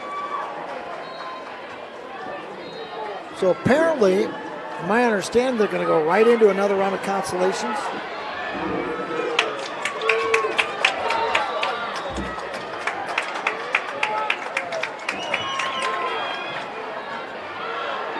Four to 1 now as Grace Britton picks up more points. We go down inside 30 seconds in our semifinal at 170. Something that just really warms my heart. We have a girl wrestling for Boone Toradors down there on mat 1, and we grew up. Boone was kind of one of our rivals at Ballard growing up, and I remember dueling their entire team of boys, and it just absolutely warms my heart and almost makes me emotional every time I see girls from those teams I remember competing against. I'm like, they all have girls. They're all supporting the girls program, and it's just it's like a dream come true. Very well stated. That's the voice of Rachel Waters. Now volunteering her services, the West Liberty Community School District, former Ballard Bomber, but really made a name for herself at Oklahoma City University, 4-time All-American National Champion. I would strongly encourage you, whatever you do, I know you want to continue coaching, but don't be hesitant. Stay underneath the microphone. You do a fabulous job. You're a tribute to everything we're trying to get accomplished here. So. Thank you. I appreciate that. Yeah, the last 2 years I was fortunate enough to be able to be on the microphone for finals here at Girls State, and it was just a blast. The first time's definitely nerve-wracking, but at the end of the day, you just realize it's a conversation about wrestling, and that's what I like to do all the time anyway. Yeah, so absolutely. It's in your blood. Yes, yep. But we've said that many times over. For the girls' sport to grow, there's got to be more female broadcasters, more female officials, more female coaches, and you're starting to see that a little bit. Had fun with Sydney Bolin yesterday. Been a treat to have you here alongside today. Only one female official here, though. Nadine. Yeah. Yeah. So Actually, that was a really touching story. When I was wrestling in high school, we went up to the BCLUW South Hardin wrestling tournament, and Nadine was the first female official I'd ever had the pleasure of meeting, and I remember her pulling me aside and telling me how awesome she thought I was wrestling, told me to keep going, and even today I saw Nadine yesterday morning, and we were able to have a little reunion and a great hug, and she absolutely is an amazing role model for women being a part of the sport. For future reference, just had this sent to me. SWAT is, the acronym SWAT is Southwest Valley, Atlantic, Griswold, Nottoway Valley, and Cam. Gotcha. Okay. So that's what, 5 districts all made into one. So your Western schools there. There you go. Well, good to know. Always good to know. There's another Asta Lasagna moment for Libby Dix. Well, and question for you, are they just hyphenating? Are they combining just for the girls wrestling season, or is that something they're moving as a district, to a district? Or? Well, I think you've seen that statewide where districts don't want to take it on. Right. Well, we all know Molly Allen, right? Yep. Out of Underwood, wrestles for Riverside, only because Underwood does not have a girls program. And that's why I say next year, I would be ultimately shocked, in all sincerity, if there's not 225 different school districts represented at this meet. And I do completely understand that, and it's nice that we're giving this is able to happen, that we can combine those and get these girls that opportunity to wrestle, because sometimes it takes a little bit of time. It does. We added, every school would need to add 2 coaches, so it is eventually it'll be nice to be able to move that way, but it might take a little time for growth there. So we go to a championship semifinal at 190 pounds on the mat 3. Jana Turwey out of West Lyon, and Independence's Rachel Eddy. And things are flying like nothing other down on mat 2. Yeah, I think the Mid-Prairie and the Cedar Rapids Prairie were actually, sections were sitting real close to each other. You saw one jump up and then the other section jump up. It's awesome energy. Really cool to see. And a major thumbs up to all those making it possible. The Iowa Girls High School Athletic Union sanctioning this event last year. It is the inaugural season for a state championship series to take place. And a big thumbs up to all those making it work inside Extreme Arena. They've been magnificent. Right, yeah.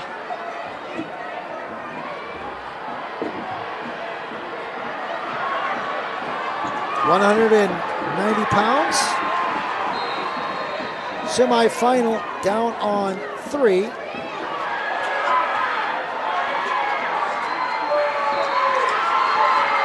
Another pin winner out of Colfax Mingo. Congratulations to you, Emma Cook. State place winner at 235. And you mentioned Extreme Arena being an awesome venue for this. Someone that really had an amazing impact is Josh Umberg. He actually is going to be inducted into the Iowa Wrestling Hall of Fame for all the amazing things that he's done. All the different tournaments he's brought to Extreme Arena, and he was a big factor in making this happen last year, the year before, and today. And really awesome to have those supporters. You're taking the words right out of my mouth. Sydney Bolin has been retained for yet another day. Another outstanding young lady underneath the microphone. Indianola native out of Mid-Prairie Wellman. Of Bretton Terrell, Rutland, Ayrshire, and Cape Syria of Lamar. See, See, that's something you don't see every day. We have Rachel Eddy with a leg in there. Typically, that's not as common for the heavier weights, but she seems to be working it real well. Well, she's comfortable in there, but she's also puts herself in danger mode, does Rachel Eddy. And in visiting with Sid a day ago when she was underneath the microphone, how much starch is Rachel Eddy actually taking out of Jana Turwey right now with this type of ride? Oh, I remember getting like legs coming in. It's, oh goodness, it's the worst. I think it's the hardest thing you could possibly do is try and stand up with both legs in. It's definitely a challenge, and it really takes it out of you. If you get rode with legs in the entire second period, it's really hard to come back from that. Eddy doing a good job of controlling the wrists. Doesn't look like a whole lot's being done there, but probably more than what you actually would see with your eye, right? Right, and that's one of the crazy things, and one of the layers of wrestling is if you look down there without the experience of being around wrestling for a long time, you kind of just see people on top of you. You don't see everything that has to go into it, the pressure, the weight that you have to put on people.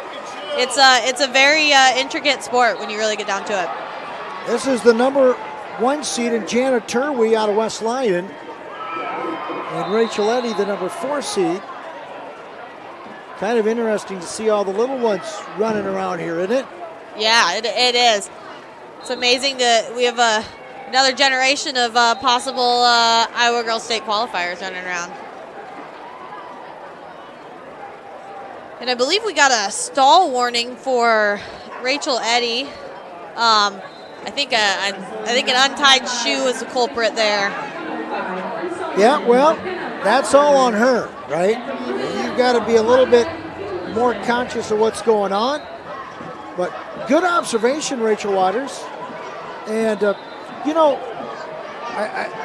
we talk about it time and time again, the difference between the high school level to the college level. You can get by inserting legs in the girls' sector at high school. You're not going to be allowed to do that at the college level. And for that matter, because it is freestyle, you'll never see it. Right. It is really interesting, and I do get that question a lot from kids that are a little wary about going to college to do freestyle, but I really enjoyed the opportunity to do that, to wrestle freestyle in college, so then it was easier to transition to the U.S. Open, World Team Trials as well during my college season. You partook in the team trials, did you not, Rachel? Yeah, yep. So I've competed in 2 Olympic trials, and then quite a few World Team Trials as well. Well, Rachel Eddy, the senior out of Independence, had better get up and do something. She's already been issued a citation. Am I correct in regards to the shoelace incident? Yes. If she doesn't get off her stomach, might get a stall call on her. That would definitely be a go-ahead point for Jana Turwey. And I don't remember when that rule changed. I know in duels, if that same situation happens where you have a shoelace become untied, you get rid of a team point. Your team loses a point for that. I do like the stalling on there, that penalty for not quite being prepared. Well, both of these young ladies have been effective against the other from the top position. Now you get a little bit worried because if you're Rachel Eddy, you've been already issued that citation for inactivity. But if you don't do nothing from bottom, then you're flirting with disaster. Right. You're kind of putting the power of the whistle on our official. Will he make that call? 30 seconds to go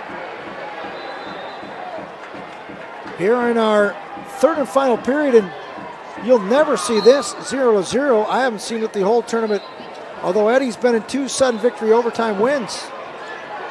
That's a lot of extra wrestling there. It is indeed. Down inside 20 seconds, trying to go to a roll is Eddy. Turwey just too good, too smart, not going to allow that to happen. She's going to try to grab a wrist. Down inside 10 seconds to go. Eddy got to come up. Oh, there's locked hands. That was missed. Front headlock. Oh. Eddy No points. Hanging on there. I think Jana Turwey just got by with the locked hands. There was no loss of control. She went across the waist, double overs. That's locked hands. It was missed. It is, and it's hard. Like, it's hard to see sometimes. Sometimes where we're sitting, we see it, and the ref's not quite in the same position to see it. I try and be nice to him, but sometimes in the corner I'm yelling a little too much. If you're political correct, it's all right to say something in a positive verbiage, but you could see it from way up here. Yep. So Rachel Eddy to her third sudden victory match of the tournament. Kind of fighting fire with fire, right? Yeah. And I do like to see these sudden victory rounds in the semifinals. Not only are they electric, but also just the fact that it means they're well matched. We don't have anybody, or we're not having anyone run through the bracket. It's nice to see good competition. Well, here's Turwey near the out of bounds line with a front headlock, but she's going to run out of real estate. Real estate meaning the time on the clock. So we're going to go to a couple 30-second tiebreakers.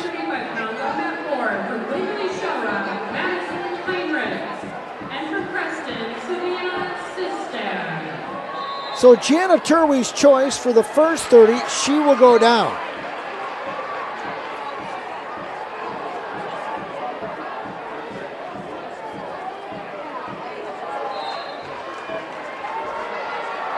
Can Eddy keep her down? Boy, she's going to insert a leg.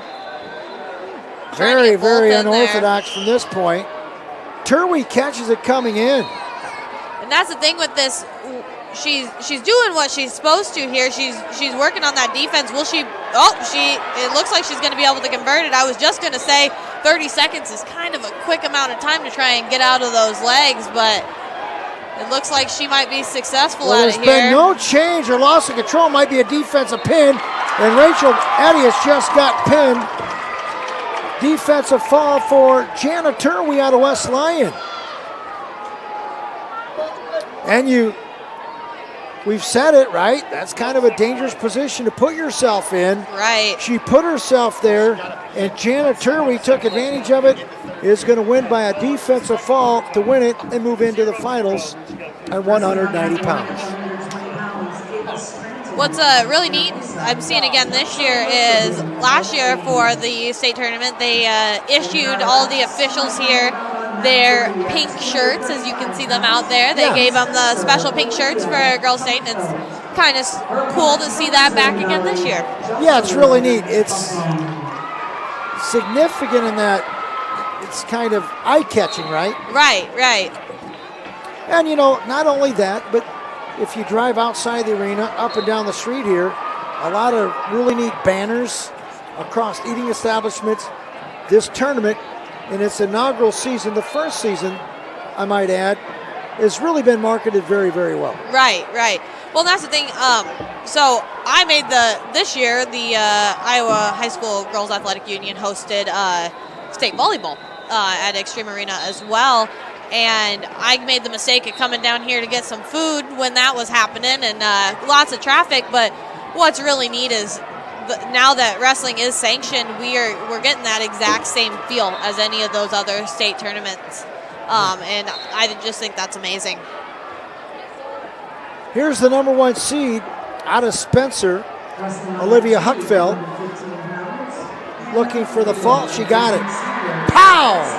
56-second fall for Olivia Huckfeld, the Spencer Tiger. I believe she's your defending state champ as well at that weight. Well, we've been informed. We got to be careful, but the Huckfeld last name synonymous with the world's oldest and greatest sport. We'll take another timeout. We will indeed. We got our guy ready to go. This is the 2023 Iowa Girls High School Athletic Union State Wrestling Championships from Extreme Arena in Coralville, Iowa, right here on the Central Iowa Sports Network. We'll be back in 1 minute. The Iowa Farm Bureau is proud to present this amazing state tournament and celebrate the accomplishments of Iowa's student athletes. To the Iowa Farm Bureau, this is more than just a sport. It's hometown pride, it's hopes and dreams, it's our future leaders, it's a reason to do more and be more. And it's that farm strong spirit that can only be found in Iowa. Congratulations to the student athletes and coaches on a successful year, and remember, today's successes are just the beginning of tomorrow's achievements.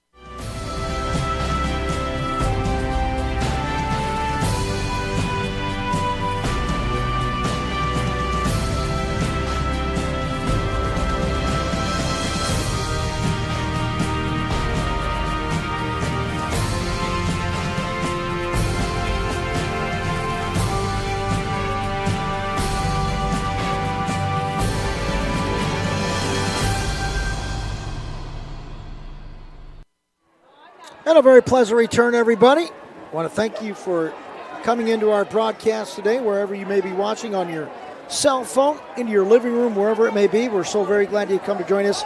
It's Championship Friday on the Central Iowa Sports Network. In fact, the inaugural 2023 Iowa Girls High School Athletic Union State Wrestling Championship. Alongside former four-time All-American out of Oklahoma City and national champion Rachel Waters, I'm Ben Hupke. Hope you're enjoying our broadcast. Map 3 now on the top of your monitor is down. All the semifinals have now concluded, and we now move our attention to mats. And what that feeling is to get done with that match and be like, oh wow, I don't have to wrestle tonight. I made it all the way to the finals. I hope those girls get to go back to the hotel, maybe take a nap, get ready for those finals matches tonight. You bet. Ava Scranton, Anamosa, Alexa Rosevink out of Ames, and Odessa Liebfried, and Autumn Stonecipher. That's West Fork, and it's Bellevue on mat 2.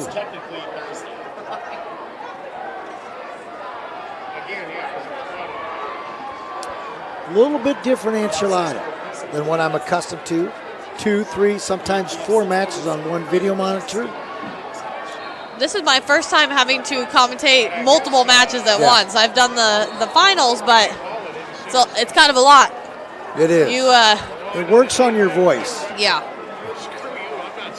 I envy you. You seem to have it down. Let's update the team scores for you after the we got a switch up here. Championship semifinal round. Osage maintains the top 5. They are 5th with 68. East Buchanan 4th with 80. Lewis Central has jumped to 3rd with 84. Decorah now 2nd with 99. And the Waverly Shell Rock Gohawks, after the championship semifinal round, they lead it atop the leaderboard, 102 points. 3 points the difference between 1st and 2nd. And as much as it is cool for a team to be 50 points ahead and really take a championship, I really like seeing when team races are close. Those last matches really counting towards that team score.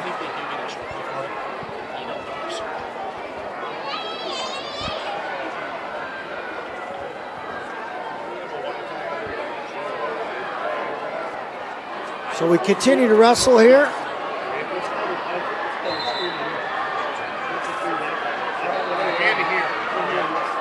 Scranton from Anamosa has just tied it up, 6-6. So Rosevink out of Ames is the young lady that's just tied it up. And we're still 0-0 over there on mat 2.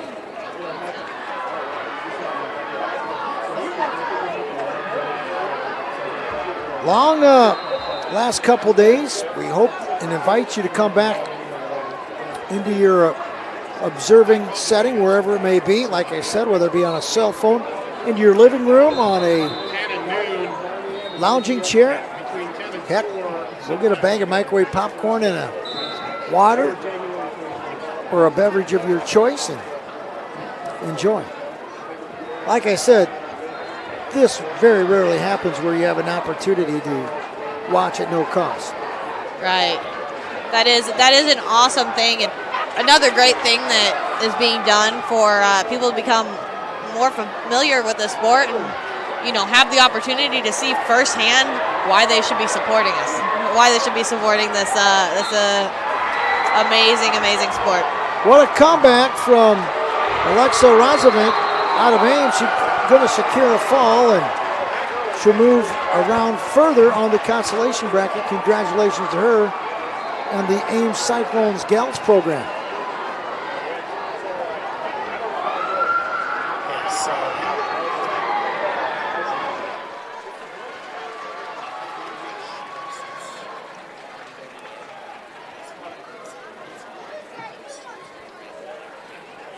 Matchup, scrapping down on two, a 3-0 Addis Leapfried advantage. She's out of Bellevue, leading Autumn Stonecipher out of West Fork.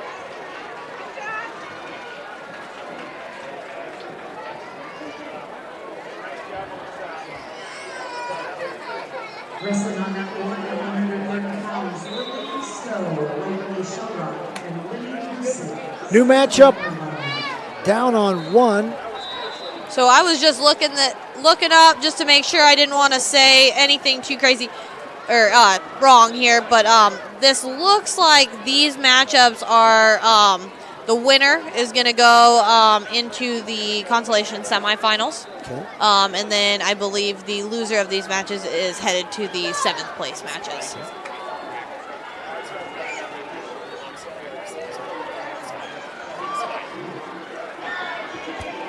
And that last round, in essence, was the blood round. Yep. So all these girls we're watching compete now are all going to be medalists. It's just right now we're figuring out what medal they're going to take home. How high is the sky? Right, exactly. You want to be third if you can get there. Now, a winner here would put you into the consolation semifinal, which would pit you against a semifinal loser. Yeah, correct. Yep. So yeah, the girls that were not fortunate enough to make it to the finals on those middle mats that we watched, they'll be wrestling the winners of these matches on the side here. Good little go behind there, down on one. As Lenny Gusick out of center point leads the GoHawks Lily Stowe. And keep in mind, this match for the GoHawks is big because they just got a 3-point edge in the team race. Right, and that's the thing about duels. Dual tournaments, duels have a little bit of a different feel. You're always out there by yourself, but that's the team race gives it a little bit of that dual feel. You not only want to win for you, but you want to secure the win and the points for your team as well. Odessa Leapfried out of Bellevue victorious. Congratulations to her in the Bellevue Gals program. The victory there means that she can finish no less than 6th place. Correct, yep. Wrestlers, coaches, and spectators, we will continue this round of wrestlebacks on these outside mats. We will wrestle this round, which is one piece of advice my high school coach Nick Britton always said to us is, obviously when you get off that mat and you get sent to the consolation side, that's not obviously not what you came to the tournament wanting to do, but his was, all right, now we're finishing on, which means we're trying to get to that, we're trying to win that 3rd place, that 5th place, or that 7th place, end on a high note, try and end on a victory. Go and get the next best thing. Next best thing, yeah, exactly. I did say that. I said that quote to the girls, but I didn't add in there the go get. I said you got to finish on an odd, and it was just blank stares. They were not quite sure what I was saying, so had to say 3rd, 5th, and 7th. But down on mat number 2, Spencer Tiger Shaylee Sutherland. And Ankeny's Dana Cleveland's a 2-0 Sutherland advantage. And Lenny Gusick maintaining a 2-0 lead now over the GoHawks Lily Stowe. There's some good hand fighting in that match there. You love to see it.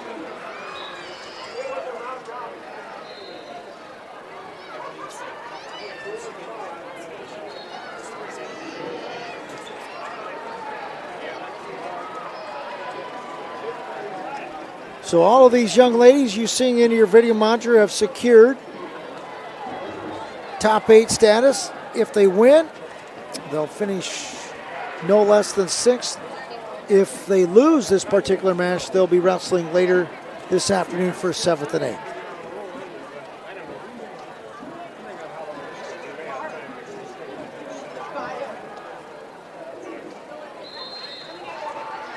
There is some pretty good hand combating going down on one between Gusick and Stowe.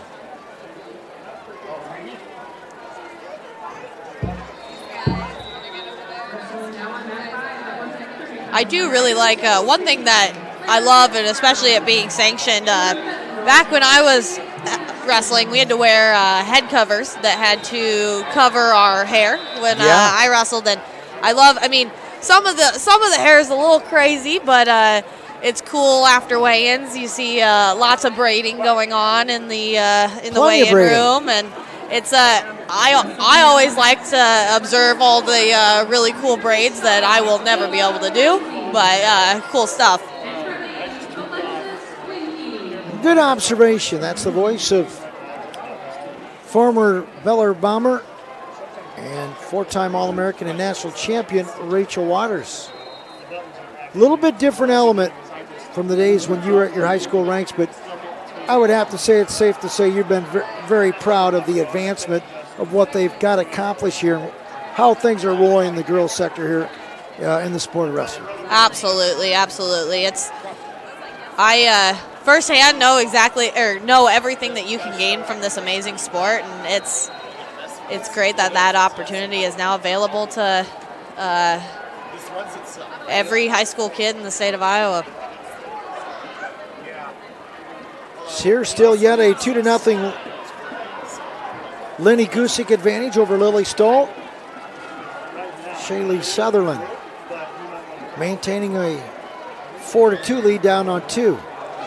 Both of the middle mats have kind of shut down for the rest of this round. So in essence, these are consolation quarterfinals. Yes. You win, you go to the consolation semifinals. If you're less fortunate, you wrestle for a 7th and 8th later here today. Well, and that's an interesting turn. Gusick of Center Point Urbana is leading 2-0, but she just did get a stall warning on the bottom there.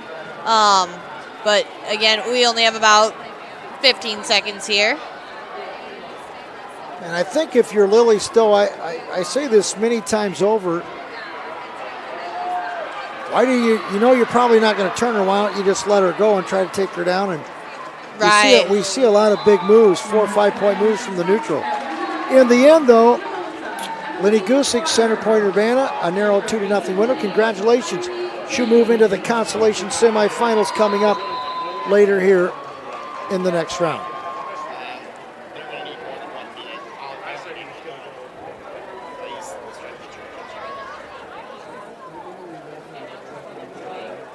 That's going to do it.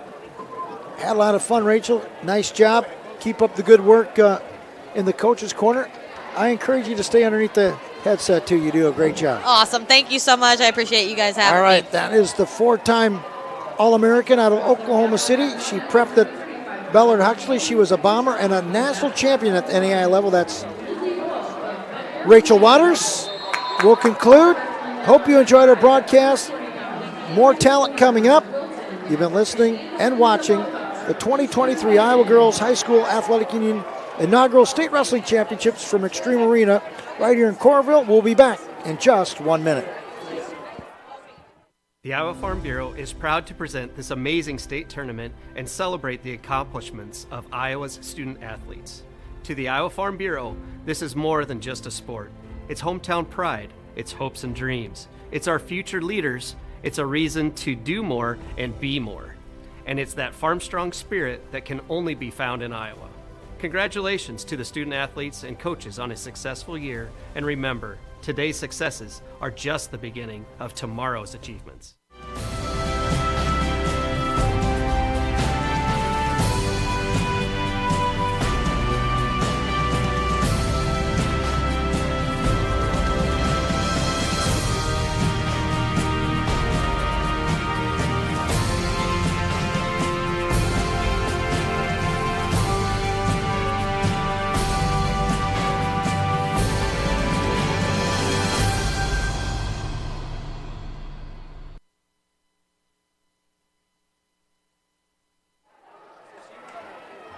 You're watching the Girls State Wrestling Tournament presented by the Iowa Farm Bureau and the Girls Union Digital Network, powered by Mid-American Energy. Dar Danielson, Sydney Boland now sitting in here as we're into the consolation rounds. And we've got Sutherland and Spencer trailing Ankeny Cleveland as that match is winding down there on mat 2. On mat 1, Bashanga of West Des Moines trailing early against Wolf 2-0 here. And these are consolation rounds, but they still come out and they wrestle hard because you want to finish as high as you can when you get down here. And, it still means a lot to the wrestlers every win you get here at State. Yes, absolutely. No one really wants to settle for the bottom of the podium. They're still going to work to see, how high up they can still get. So that match there, they have that was done. Okay, so that ended up on mat 2, and over there we'll have Harswick and Grip. Mat 2, Sutherland with the win by decision, 6-5. Okay. And then we'll have Alex Harswick and Phoenix Grip. Somebody was saying that's one of the best wrestling names, Phoenix Grip. Right. Those grips are important in wrestling here. And then we got over on mat 1, looks like getting close to pin position here. Lots of live action. Yep. Lizzie Wolf was leading 2-0, and Bashang is up now. Got it 2-2 with her. Got the takedown. To her back, yeah. Yep, had her in pinning position possibly if she can get those shoulders turned over. She's fighting hard. Wolf trying to. Still got 40 seconds. A lot can happen. Yeah. Oh, and she got the pin. Got the pin. Bashang of West Des Moines Valley, the Tigers. And gets the pin with 41 seconds remaining there. These girls aren't messing around. Over on mat 2, we've got some good action too. Harswick and Grip. Yep. We've got, looks like Grip on top now. Got it tied to tide, working pretty hard on top with about 40 seconds left in that first period. 2-2. Where are you at as far as physical-wise at this point in the match? You've wrestled a lot of matches. Physically, I know you prepare and you work out, but where are these girls at right now when it comes down to summoning what they need to try to finish off and win a match here? No, thankfully, they got a good night's rest after yesterday, having a long day, and now they're here this morning, and, these girls, it's probably their second match here still this morning to keep moving up in that podium, and, it's just going to be kind of who wants it most, and where you want to be is a lot of where you're going to get most of your kind of push here for these matches. Over on mat 1, we've got SB Almazan, the junior, and Lauren Luzum, the freshman from Decorah. Decorah right now second in the team race behind Waverly Shellrock. And trying to work for position is Luzum, gets her takedown there, but they're off the side of the mat. With these championship rounds, we've seen a lot of, the team score really kind of vary and jump around a lot, So these girls moving forward is definitely super beneficial for these teams, and it's going to do a lot here in the next even few hours, deciding maybe who's going to take the lead for going into finals tonight. Yeah, we've seen many a time in a meet where you may advance people to the finals, but those wrestlebacks, you have so many that do so well that it boosts you right up there. Yep. Makes a big difference. Luzon trying to get the shoulder and get a turn here while we're still 2-2 on mat number 2. And Harswick on top there, working against Grip.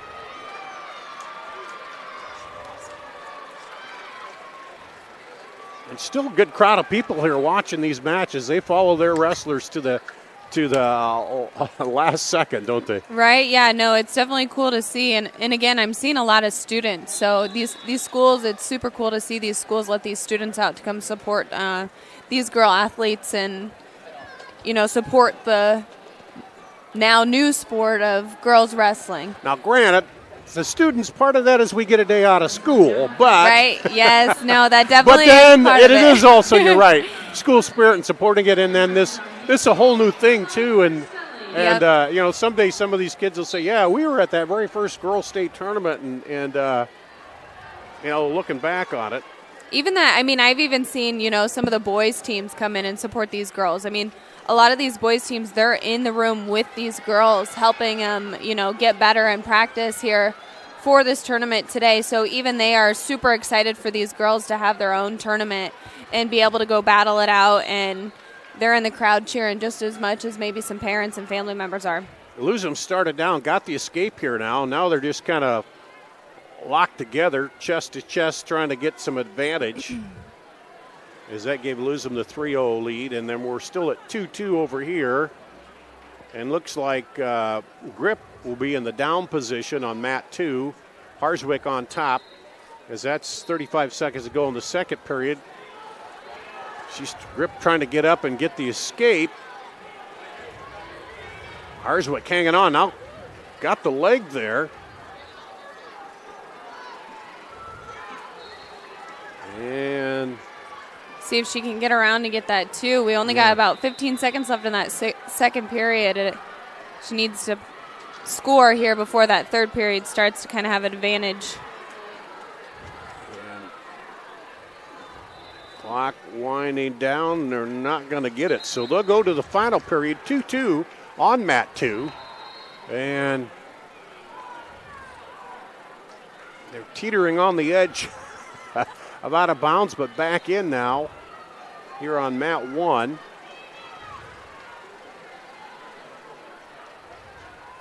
Luzum and Decorah in the blue and white. As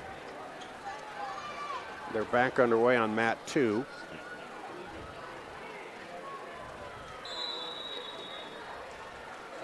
Going to head into the third period also on mat 1 with a 3-0 lead of Luzman from Decorah.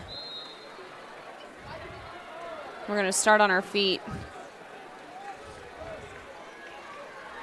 This is where it's super important that takedown off the whistle or action off the whistle really is important, because the further you go in these matches, these girls now have been wrestling for almost 6 minutes. Yeah. It might not seem very long sitting up here, but being down on the mat, it doesn't seem like that. And it's constant that short action, of time. too. Yeah.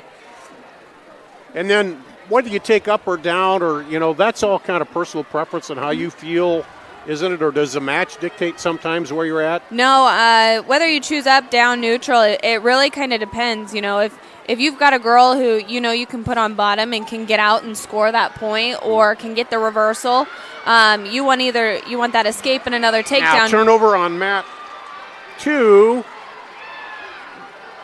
Gonna get some near fall. Grip trying to get Grip over. Harswick there. She's leading now 4-2, so hopefully she's got short time in that third period to keep it up. Got two near fall points, it looks like. But anyway, like we were saying, it just kind of depends on the skill of your wrestler, and then maybe the situation sometimes. Yeah, if you know that wrestler is going to be able to get out from on underneath, and a lot of times you need to be able to get out from underneath and score those extra points, because that mat 1 is a big example. An escape and a takedown that ties up your match. Yeah, Harswick gets. Otherwise, you go neutral. You got to trust your athlete. That's why I said it's super important. You got to go after it as soon as that whistle blows, because you got to get a takedown and to do another move in order to get either your points tied or, advance even more. Harswick Gilbert will get the win there on mat 2. Alex Harswick over Phoenix Grip, 7-4. The final in that one. And Lesman makes a bigger gap there for Almazan with a 5-0 lead. And she ends it with a decision. She'll end it there, and that'll give some more points for Decorah.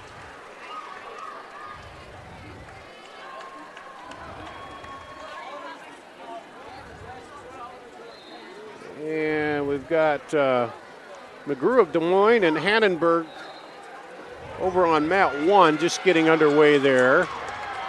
And had McGrew quickly on her back, but she got out of that. Now she's turned the table, as it were, here. And some quick scoring there, a 4-2. We're going to call potentially dangerous over on mat 2. Haley McGrew, the sophomore, and Jory Hannenberg, the senior from North Scott. McGrew from Des Moines. Over here on mat 1, we've got Allison Crum out of East Buchanan and Isabel Kipp of South Winneshiek, and that's a 190 consolation round. And we've seen a lot of East Buck wrestlers down here this week. They've had strong, a lot of Northeast Iowa, those programs like the Core, Waverly, that have the strong boys program, a lot of, girls wrestlers down here too. And with Waverly, like compared to East Buchanan, Waverly's a big school. Yeah. They've got a huge men's program it's just kind of carried down into those girls, and now they've got a decent sized girls program. I feel like I see them everywhere. They're sending a team of girls to tournaments everywhere.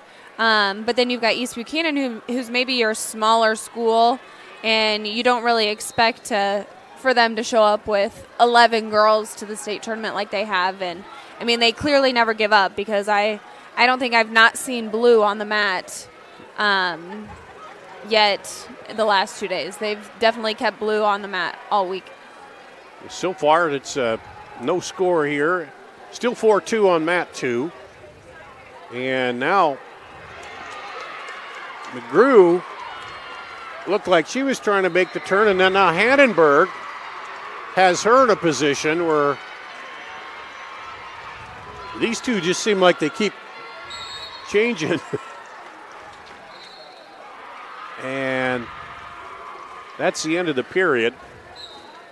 First period there, it'll be Hannenberg 6-2 as we go to the second, this consolation round. Wrestling now on mat 6 at 170 from South Taylor County, Autumn Ellsbury.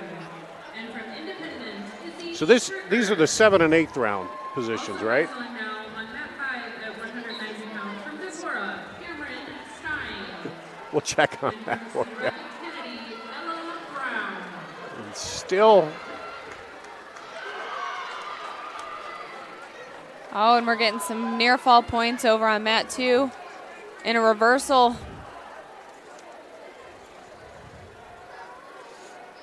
For Hannenberg, widening that lead. Yeah, right now it's a 10-2 lead again in Hannenberg, in control of the match right now. And on mat 1's under a minute now, and still. And she got the fall over on mat 2, yeah. So Hannenberg with the win there for North Scott, defeating Haley McGrew of Des Moines.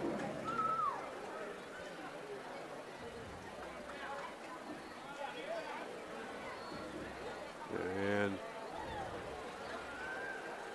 over here, it'll be Kip going on the bottom. Isabel Kipp from South Winneshiek. She comes up trying to get out of there. And Crum hanging on. No points See if yet. she can get her. She's trying to get her. These heavies, it's really who's kind of strength and who kind of lands on top. That's where it's big for these heavyweights. You really got to focus on your hips have to land on top. Because you land underneath and it's not easy getting out. So they give Kip the escape point. Wrestling on mat 2 at 235 And pounds, Emma Cook, Colfax Vigo, Haley Armstrong, SWAT Valkyrie. so on mat 2, we'll have Emma Cook from Colfax Mingo and Haley Armstrong from SWAT. And now got a headgear issue, looks like. Spencer, 235 wrestling Expo. Moving to the first report to the bracket area to sign your bracket.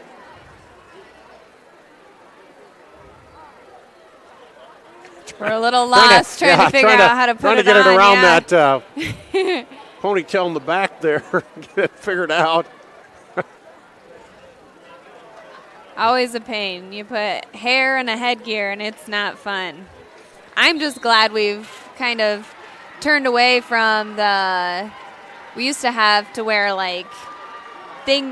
tuck our hair into something. Yeah, some sort of Well, obviously, what is the rule on that? You can't grab, obviously, the hair, right? No. But you definitely want to make sure it's not in your way. Yeah, and it's out of the way because you don't want it in your face Yes. either while you're trying to wrestle. But And some of these girls that maybe they don't care. Mine was in tight braids, yeah, but we also had to wear a cap. So when you yeah. Well, that was way back when, right? Yeah. Seems that way some days. Doesn't it? Yeah. Now here's Crum. Crum with the 2 to take the lead. Let's see if she can keep her down. She's got short time here in the second period. And there's the escape. We're looking at a tied score right now.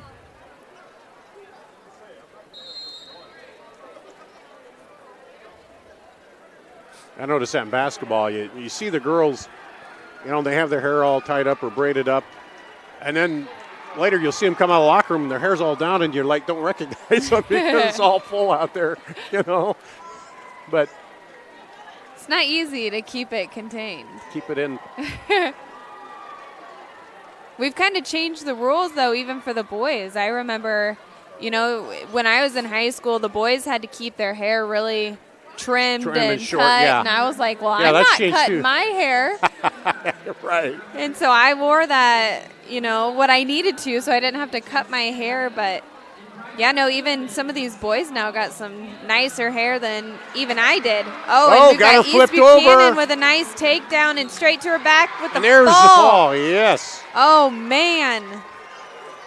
I tell That's you, huge for East Buchanan. They're currently in third, not too far behind Decorah for those team points. boy, and that was quite a battle, too.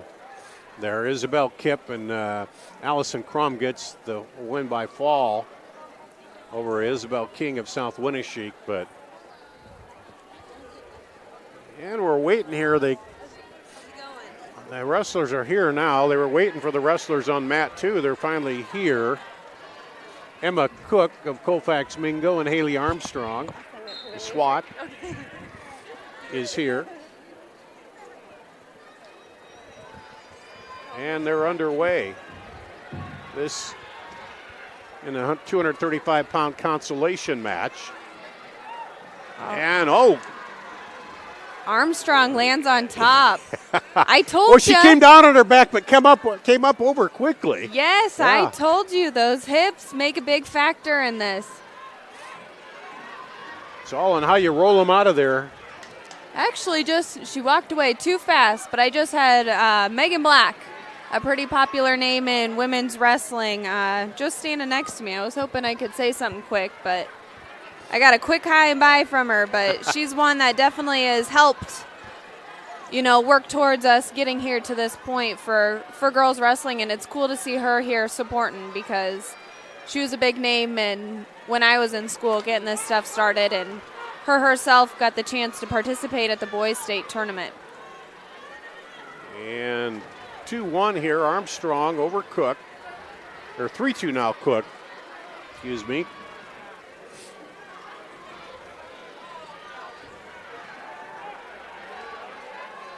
It's got to be exciting for you and those that were in from the start getting things going and now seeing this come to fruition here with this tournament, isn't it? Yeah, no, it's super awesome. You know, like I said, I made a comment yesterday when I was in high school. Okay, we got Cook going in for a full. Can she pull it off? We've got 20 seconds. She gets it. And the crowd goes crazy. It's so cool seeing, these big groups of people here supporting. It gives me goosebumps. I love it, Yeah. Like back to kind of what I was saying. When I was in high school, I signed up for a state tournament. It wasn't school affiliated. It wasn't, it was just a random state tournament that I signed up for. And I was like, practice, with my dad and my brother and the boys team, hopefully that I could go to this girls' state tournament and make a difference. And they called me the night before the tournament and said, hey, you won. We'll send you your bracket and your medal in the mail. Oh, yeah? Yeah. So, to go from getting a phone call saying that, you won, I'll send you your empty bracket. It's not a good feeling. It's an empty feeling because here, I've worked so hard and I've worked to get to a certain weight that I want to go to the tournament. I want to be able to work hard and, earn my spot on the bracket. Let's take a quick break here. Randy, our producer, will give us a break, and then we'll reset and see what we got going here. You're watching the Girls State Wrestling Tournament presented by the Iowa Farm Bureau. In Iowa, we all play by the same rules. Hard work pays off, practice makes perfect, success is something you earn, and teamwork helps us all be winners. The Iowa Pork Producers Association is proud to support statewide high school athletics. Because on our team and on yours, what we bring to the table is what brings us all together. Learn more about our commitment to Iowa at iowapork.org.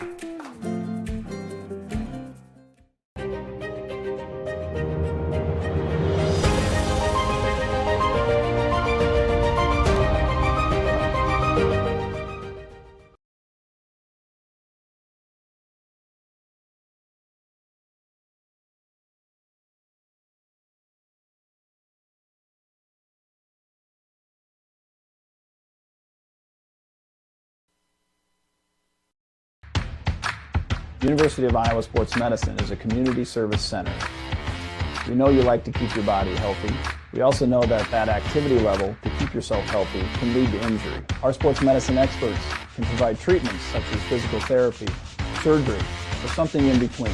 Why go anywhere else other than where the Hawkeyes go to stay on top of their game?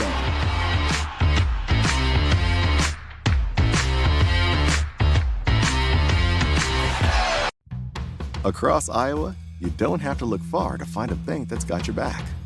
From just around the corner to the next town over, hundreds of neighborhood banks are going the distance to ensure your future looks brighter than ever. By providing jobs, supporting local businesses, strengthening communities, and helping your dreams become reality. Here, the life you build is backed by Iowa banks. See how banks are making a difference near you at iowabankers.com. The Iowa Farm Bureau is proud to present this amazing state tournament and celebrate the accomplishments of Iowa's student athletes.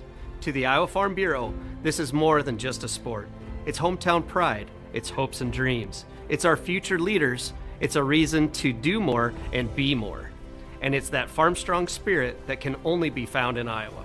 Congratulations to the student athletes and coaches on a successful year, and remember, today's successes are just the beginning of tomorrow's achievements.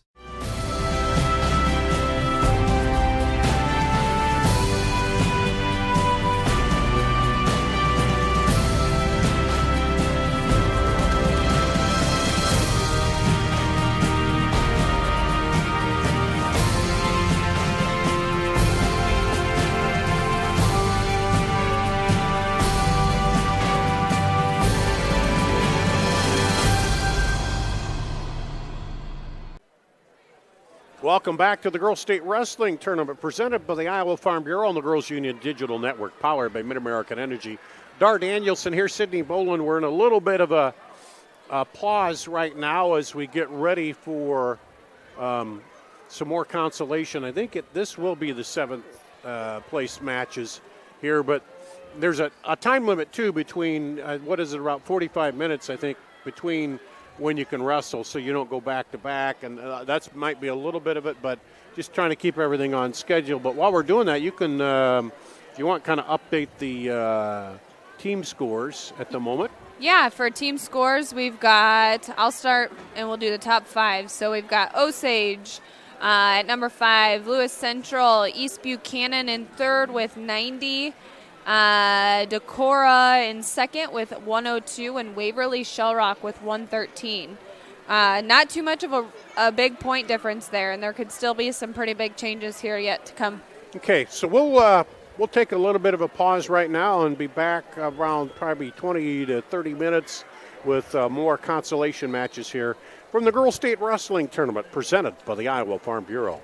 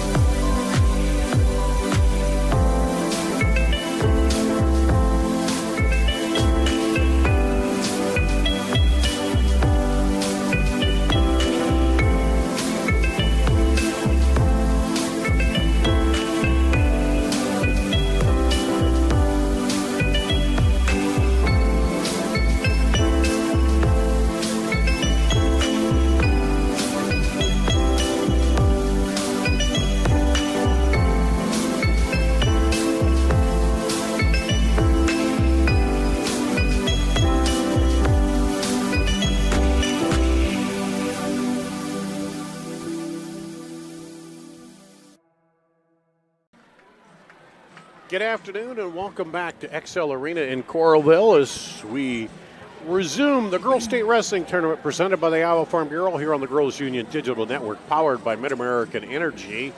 Dar Danielson, Sydney Bolin, and we'll be bringing you on mat 2 and 3. The wrestlers are still in contention for the third place matchup. They win here and then they'll wrestle tonight alongside the state championship matchups for third place, and then on mat number 3 we'll have the 7th place matches you see on your screen there. So got some wrestlers here will kind of finish up the tournament, and then others who are still trying to push to get that third place medal here, Sydney. Yes, no, absolutely. These girls are going to be ready to go to make sure that they're fighting for that third place mark today on that podium. These should be some good matches. So on mat 1, Mariah Michaels of North Central and Maya Roush of Cedar Rapids Prairie. On mat 2, it'll be Amia Kurth of Waukon and Greta Goodman of, is that Solon? Greta Goodman of Ames. Or Ames, excuse me. Yep. I can't read that. Ava McNeil of Lewis Central on mat 3, and Gabby Robertson of Mid Prairie. So we'll try to keep you updated to what's going on with these matchups here. And again, these are our 100-pounders. Yeah, we'll start at 100 and work our way through. And they do have some going on the other mats. If you're wrestler, you're looking for your wrestler, they may be on the other stream there. So we have 2 streams going, 3 mats each as we're underway here with both of these in the early going.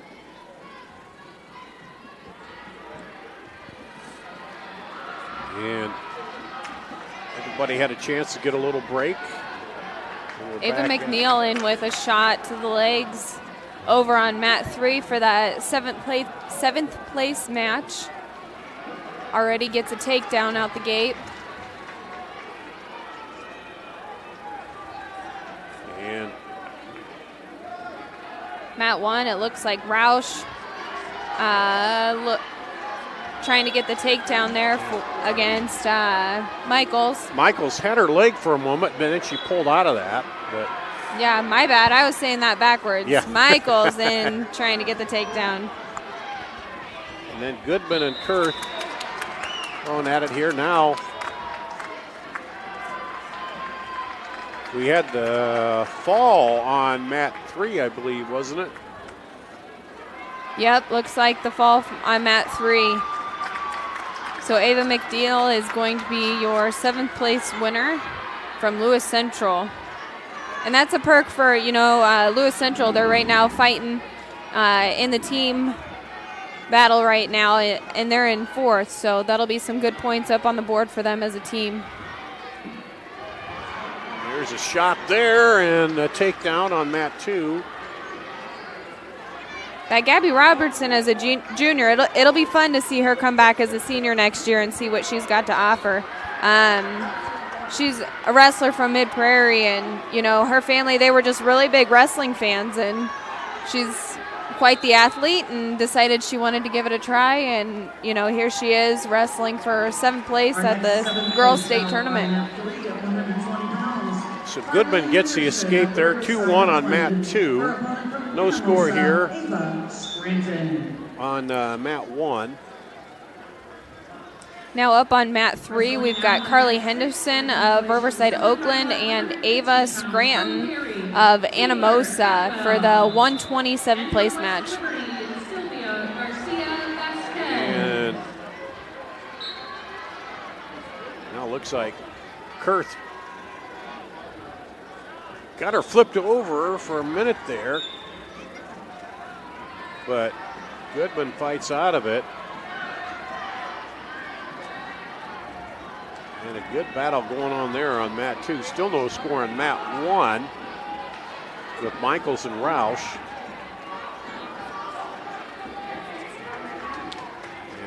Both Goodman and Kurth were battling there looking for the takedown, but now they come up and separate and are back to hand fighting a little bit.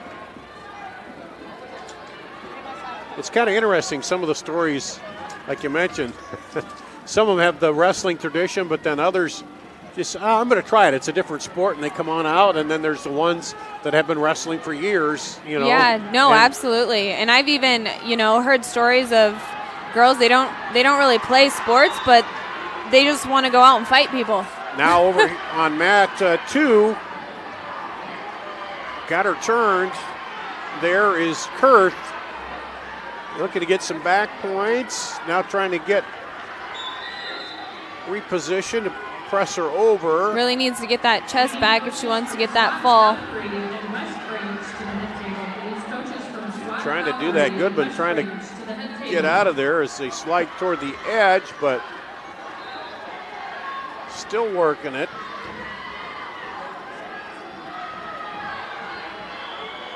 They're really looking, and she keeps circling.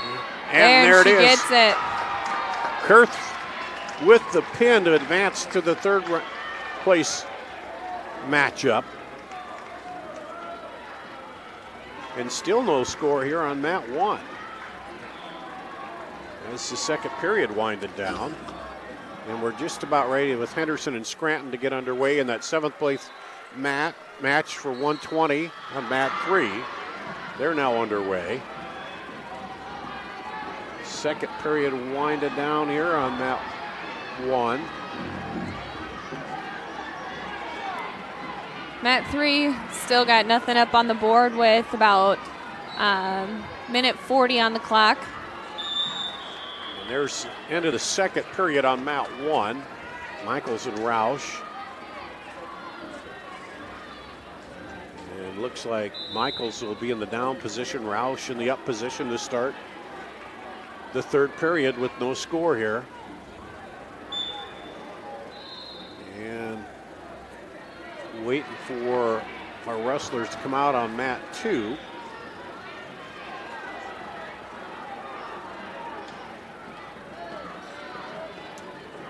And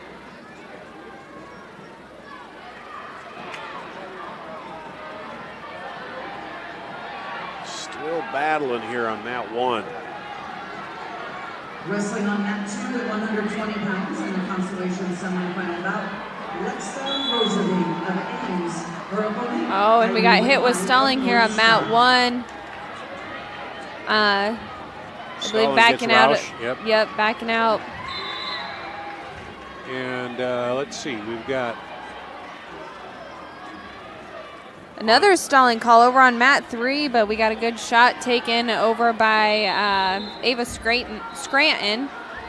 So we got Lexi Rozovic and Kylie Wainwright, Rozovic of Ames and Wainwright of North Scott. That's on mat 2 now underway in the 120-pound class.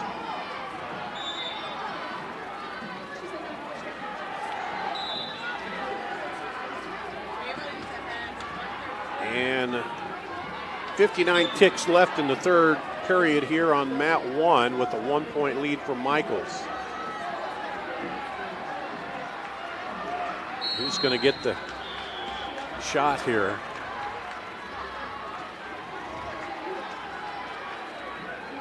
Kind of lock up. 35 seconds left over on mat 1. Mat 2, we've got, Rozovic on her back. Take down, and there's the pin. Wainwright gets the fall. Yes. Just as quickly as you could say she had the takedown, right? She got her back there and got the pin. And Wainwright advances to the third place matchup. And Michaels gets an escape point, I think, over here on mat 1 for 2-0 lead with 14 seconds to go in the match. So Roush, go ahead. Over on mat 3, we've got a minute 20 into the second period with a 2-1 lead for Scranton. Right now we've got Henderson on top. And mat 1, time running down. And there it is. Michaels Mariah Michaels for North Central will advance to the third place match here at 100. Colby Tenborg of Sadell and Lydia Grusick of Center Point, Vermont. And so we got Colby Tenenberg of Sadell and Lenny Gusick of Center Point, Urbana will go at it here on mat 2 in the 130-pound match. And After and the quick mat pin 1. over there. Go ahead. Mat 1, we've got Jalen Goodale of Osage and Casey Miller of Western Iowa for the 110 consolation semis. And period 2 winded down on mat 3. That's a 7th place match. Scranton hanging on to a slim lead there. Gets the escape to get it up 3-1. A lot can happen though still. We still got, 15 seconds left in this period and a whole other period left. Yeah, and Goodale is up for Osage 2-0 here on Miller. Mat 1. Oh. Now over on mat 2, it looks like Tenberg tried to get something locked up there but couldn't quite get control of it. Now a reversal for Gusick, and she's going to now tie it up 2-2. Oh, never mind. She is up by 2. They did not give Tenberg the 2. She must not have had control. It's a 2-0 heading into the final 30 seconds of that match. Mat 3 is getting a little intense. Now with Henderson up 4-3. Minute and a half now left in that one for 7th place. And Gusick is on top here to start with 15 seconds remaining on mat 2.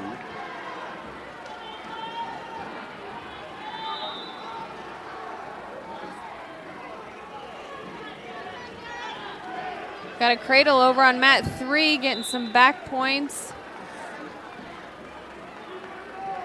I believe that's Henderson who's got it locked up.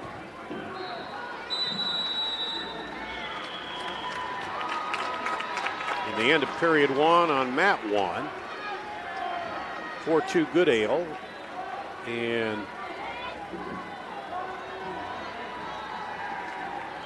looks like Miller will be in the down position. Gusick in the up position on mat 2. And an escape for Tenborg. Make it 2-1.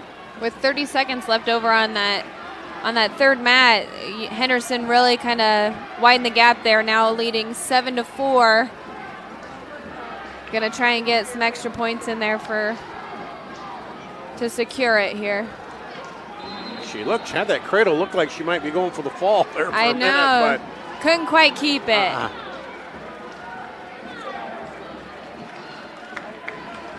Gusick and Tenborg now a little hand fighting there as they're both back up. 2-1 in second period there. And Henderson with the win over on mat 3 for the 7th place match. And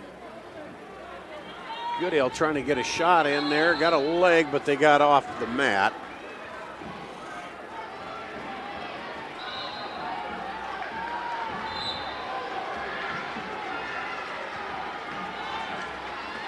Four 4-3 there. 2-1 on mat 2. They come back to the center. And now what do we got on mat 3 now? Mat 3, we've got Lily Stowe of Waverly Shell Rock and Claire Brown from City High. As Goodale gets the takedown there to go up 6-3. It's a 110-pound match.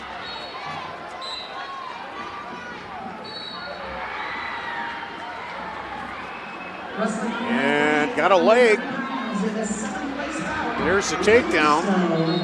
Ties it up.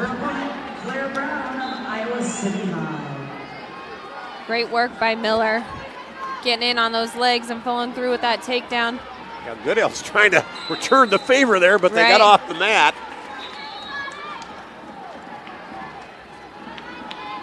And period 2 coming winding down over here on mat 2. It's 2-1 Gusick over Tenborg. Some good action over on mat 3. Brown right now over Stowe. Doing a great job at working top and keeping Stowe down. So Gusick will go down in the down position here.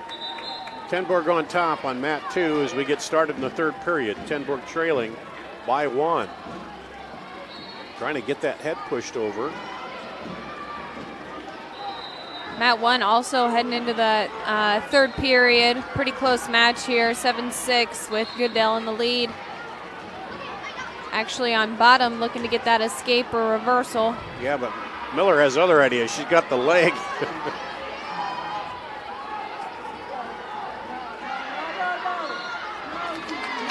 And gets it.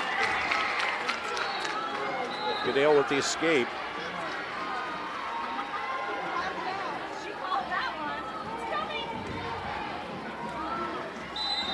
Mat 2. Tenborg really working heavy on top, trying to get some back points here to tie it up or pull off the win with about a minute left in that third period. And quick injury here on mat 1. Looking maybe Looks some like blood time. Yep. Never fails in that third period when it's tight. Tenborg still working as we're approaching 30 seconds there on mat 2. Trying to stay alive for that third place match.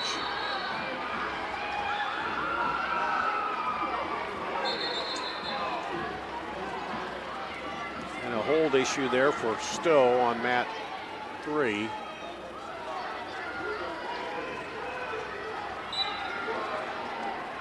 Ten seconds to go on mat 2.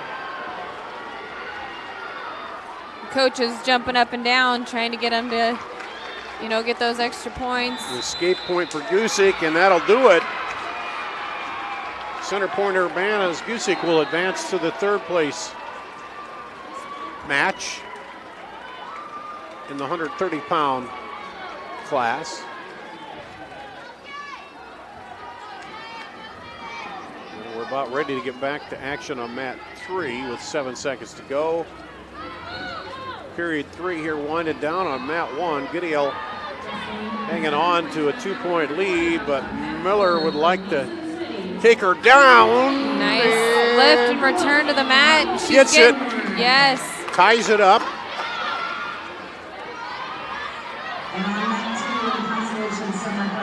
She's going to work her and see if she can keep her down for some near fall. No. They are neutral again.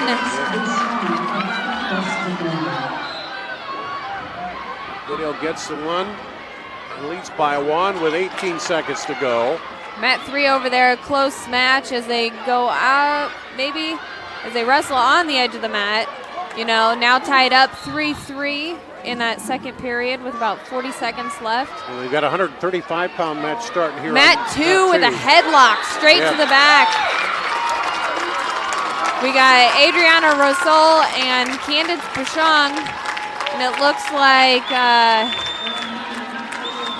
Bouchon with the headlock from Valley.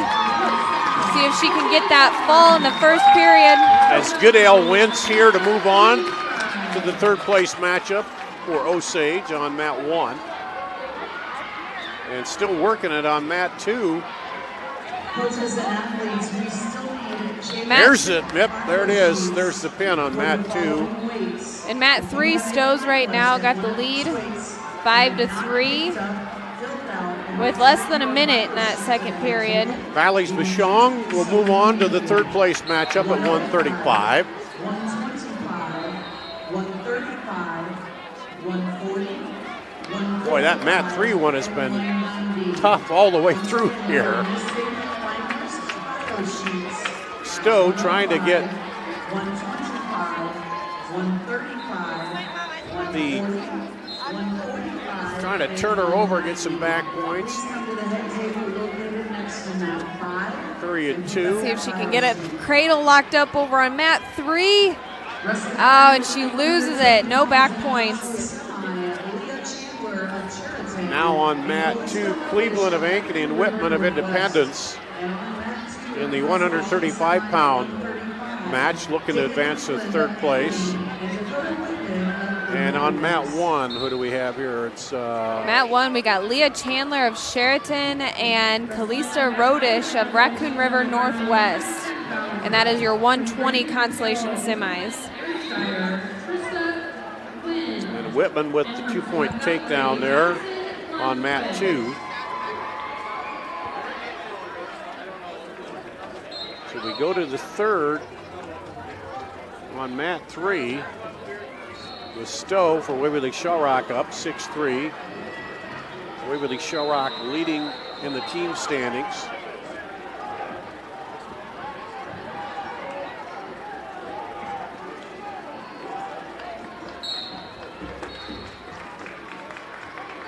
And they bring him back to the center here on mat 1. Cleveland of Ankeny trying to get takedown there, but she just gets her 2.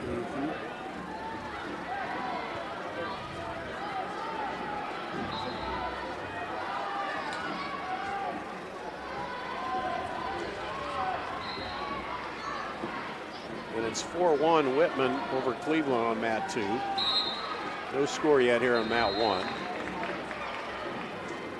Third period coming down to a minute on mat 3 for the 7th place match there.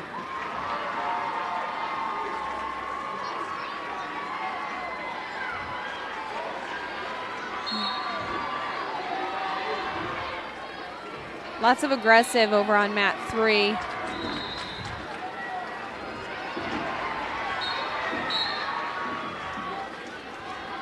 And it's tied up now on mat 2. 155 pounds, wrestling now on mat 5 from Missouri Valley, Nicole Olson.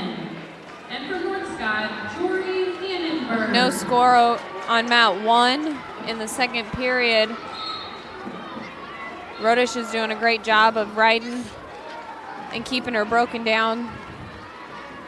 Trying to work something to hopefully get some back points.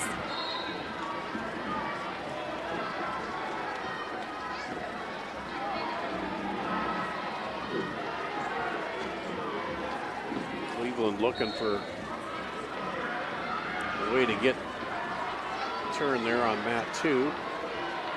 And that'll do it. Stowe will win the 7th place match. We're going to take a quick break here. We'll do that. We'll come back with more. You're watching the Girls State Wrestling Tournament presented by the Iowa Farm Bureau.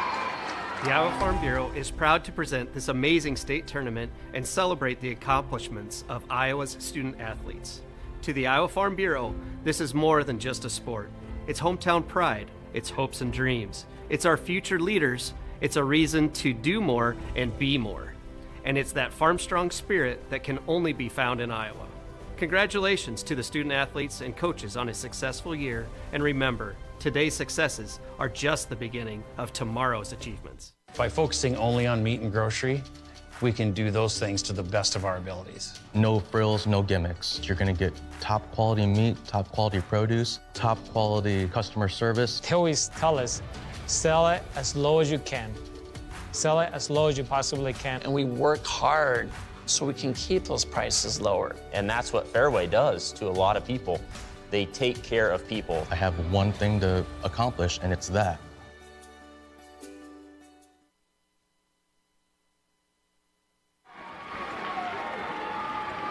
Here at the Girls State Wrestling Tournament presented by the Iowa Farm Bureau, Cleveland of Ankeny up 10-4 now as the second period coming to an end on mat 2. No score on mat 1, and we got a new 7th place match going on mat 3. Who do we have on there? Mat 3, we've got Lizzie Wolf of Benton Community and Shaylee Sutherland out of Spencer. Right now, Sutherland leading the way 2-1 for the 135 7th place match.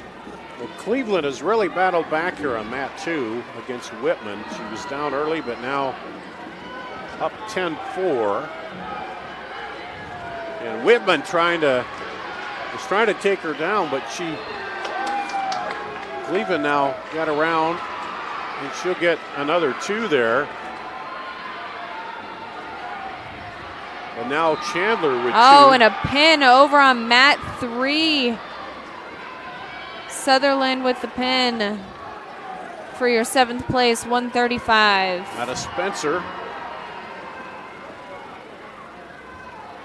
So we've got your 7th place match, as you see on mat 3, 2 and 1. They're battling to advance to the 3rd place match and wrestle again tonight alongside the championships.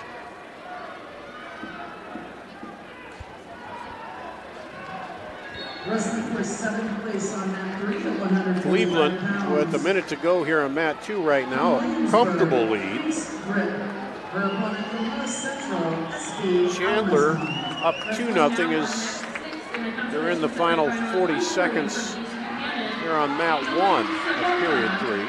Up on mat 3 for the 145 7th place match, we've got Phoenix Grip from Williamsburg and SB Amazon from Lewis Central. It looks like we got a fall over on mat 2. Cleveland of Ankeny moves on to that 3rd place match. Yeah, she was wearing her down and finally gets the fall here. So Cleveland will advance to the 3rd place match and wrestle again tonight in the 135-pound class. And now Chandler up 5-0 here in the 120 match on mat 1. And mat 2 will move up to 145. Yes, 145 consolation semi on mat 2. We will have Lauren Luzum from Decorah and Allie Russler from NHTV. And a quick 2 points there by Russler. Wrestling now on mat 6 and a consolation semifinal at 145. No score on mat 1 as we hit a minute to go in the first period. Alex Harswick. Grip and Almazan. Wrestling on mat 1 in a consolation semifinal bout at 140. Still no score over on mat 3 with a minute left, under a minute left. Sorry, we got probably about 40 seconds left, but a lot of aggressiveness and hand fighting over there. Luzum of Decorah and Allie Russler of New Hampton, Turkey Valley. So Russler of New Hampton Turkey Valley will be on top here against Luzum of Decorah. Looks like we've got Waters trying to get the takedown on mat 1. Had the leg nice and high and didn't quite get it. Now Brown working to see if she can get on top, and she gets it. Brown now leading 2-0 over on mat 1 for in the first period. And Almazan up 2-0 on mat 3. And Russler trying to turn Luzum there on mat 2. Getting some near fall points there. Doing a great job of using her hips and legs to get her back exposed to the mat. And that was a fall then, I guess. She got it. So Russler. A fall also over on mat 1 from Brown for the 140 consolation semis. Well, some of these matches, you get wrestlers tired and one wrong move and boom. Right, yeah. Here at this point in the day. So we'll go to 170 on mat 2 and 155 on mat 1. Yeah, 170 consolation semifinal now. We've got Brooklyn Graham of East Buchanan and Bella Perselli of Southeast Polk. Brooklyn Graham of East Buchanan and Bella Perselli of Southeast Polk. And what do we got on mat 1? Mat 1, we've got 155 consolation semis. Erica Brockovich of Cedar Rapids Prairie, and Keely Corelli of East Buchanan. Again, seeing more of those East Buchanan girls trying to work up and help with those team points. Well, we got them on mat 1 and mat 2 here right now. Mat 3. Looks like Amazon's got grip on her back, looking for that fall. With a short time left in that second period, we've got about 30 seconds. See if she gets it. FC Almazon of Lewis Central pulls off the 7th place match for 145.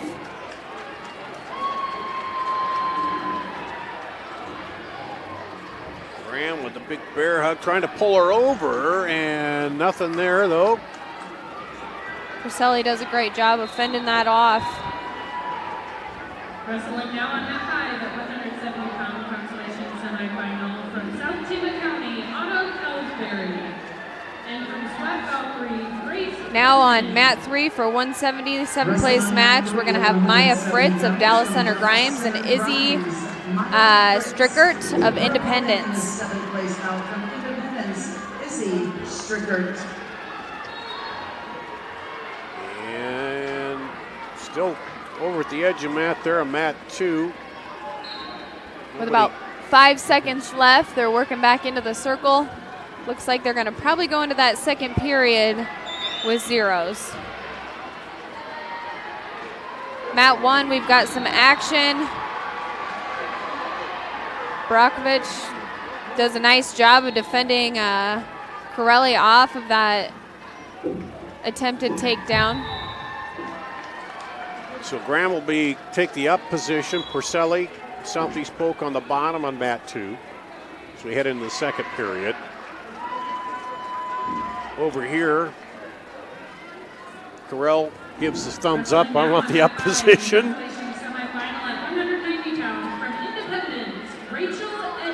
Strickert up, Independence up 2-0. Priscelli gets a reversal straight to her back and a look for that fall. Oh, can't quite keep it. Graham really bridged out of that, didn't she? Man. Priscelli gets some near fall points though, now leading 5-0 in that second period as we go neutral.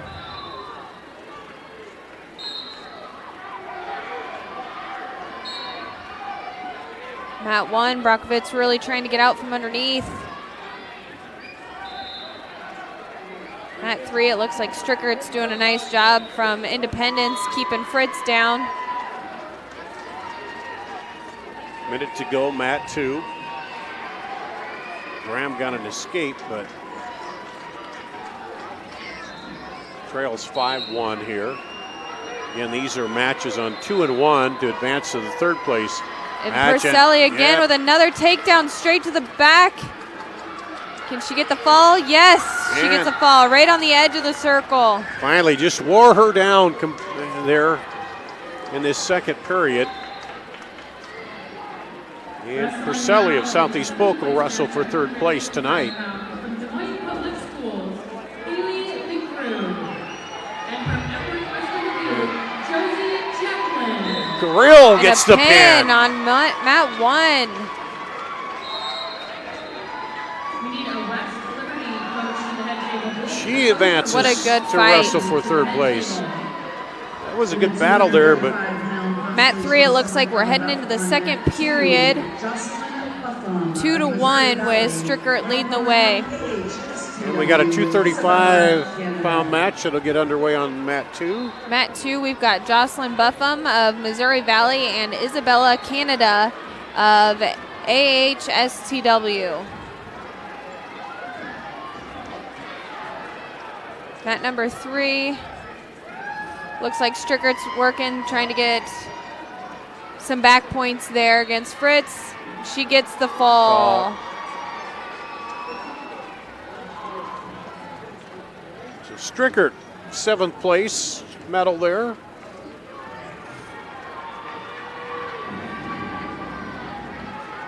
Mat 1, we've got Cedar Rapids Prairie, Erica Brockovich versus, That was our last That match. last match, yeah. My thing's not refreshed here yet. I Looks don't like think they they've don't have updated any it yet. They're matches looking at it. So we'll see if they're going over here on mat 2. We're approaching a minute to go and no points yet. Over on mat 3, we've got Briar Lundeman of Cedar Falls and Haley Armstrong of SWAT SWAT. That's a for the 235. 235, Seventh place match.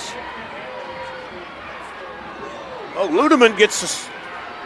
No, nothing as they roll out.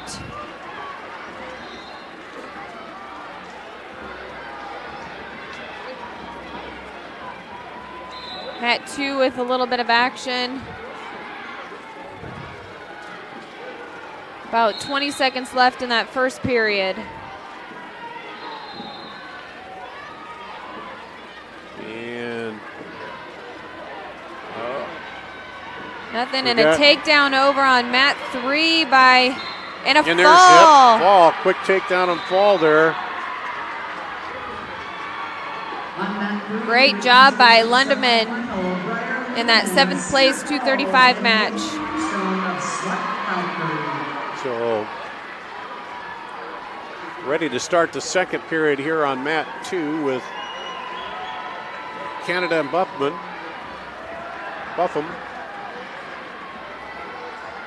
235. Wrestlers and coaches, bout number 825, bout number 825 There's Canada at 190 2-0 pounds now. will be moved to mat 3.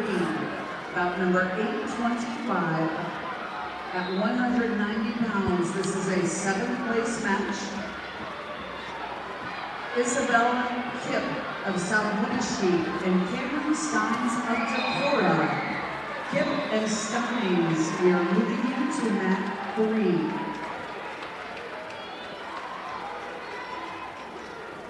Buffum, Missouri Valley working on top there. Got a stalling call from underneath there.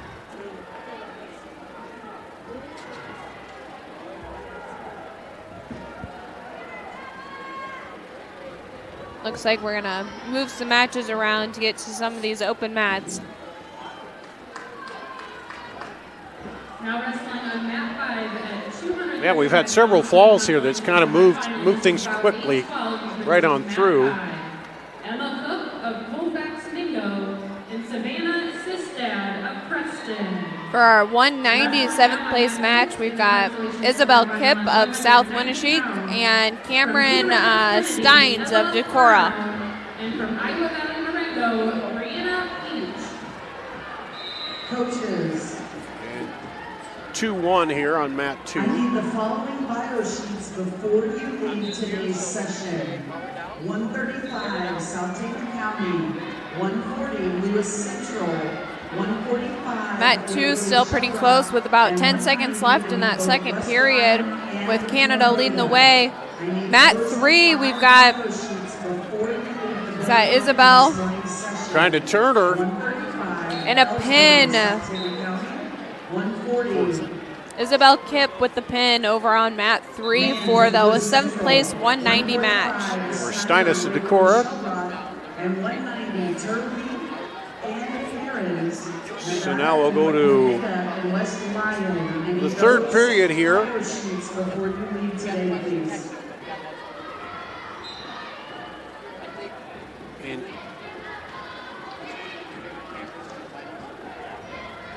Canada up 2-1 here. And as a reminder, For Decorah trying to work on top. Buffum trying to get the escape to tie it up. Again, please remember to scan out with your ticket before you leave the arena so you can be scanned back in for this evening. Canada controlling her though.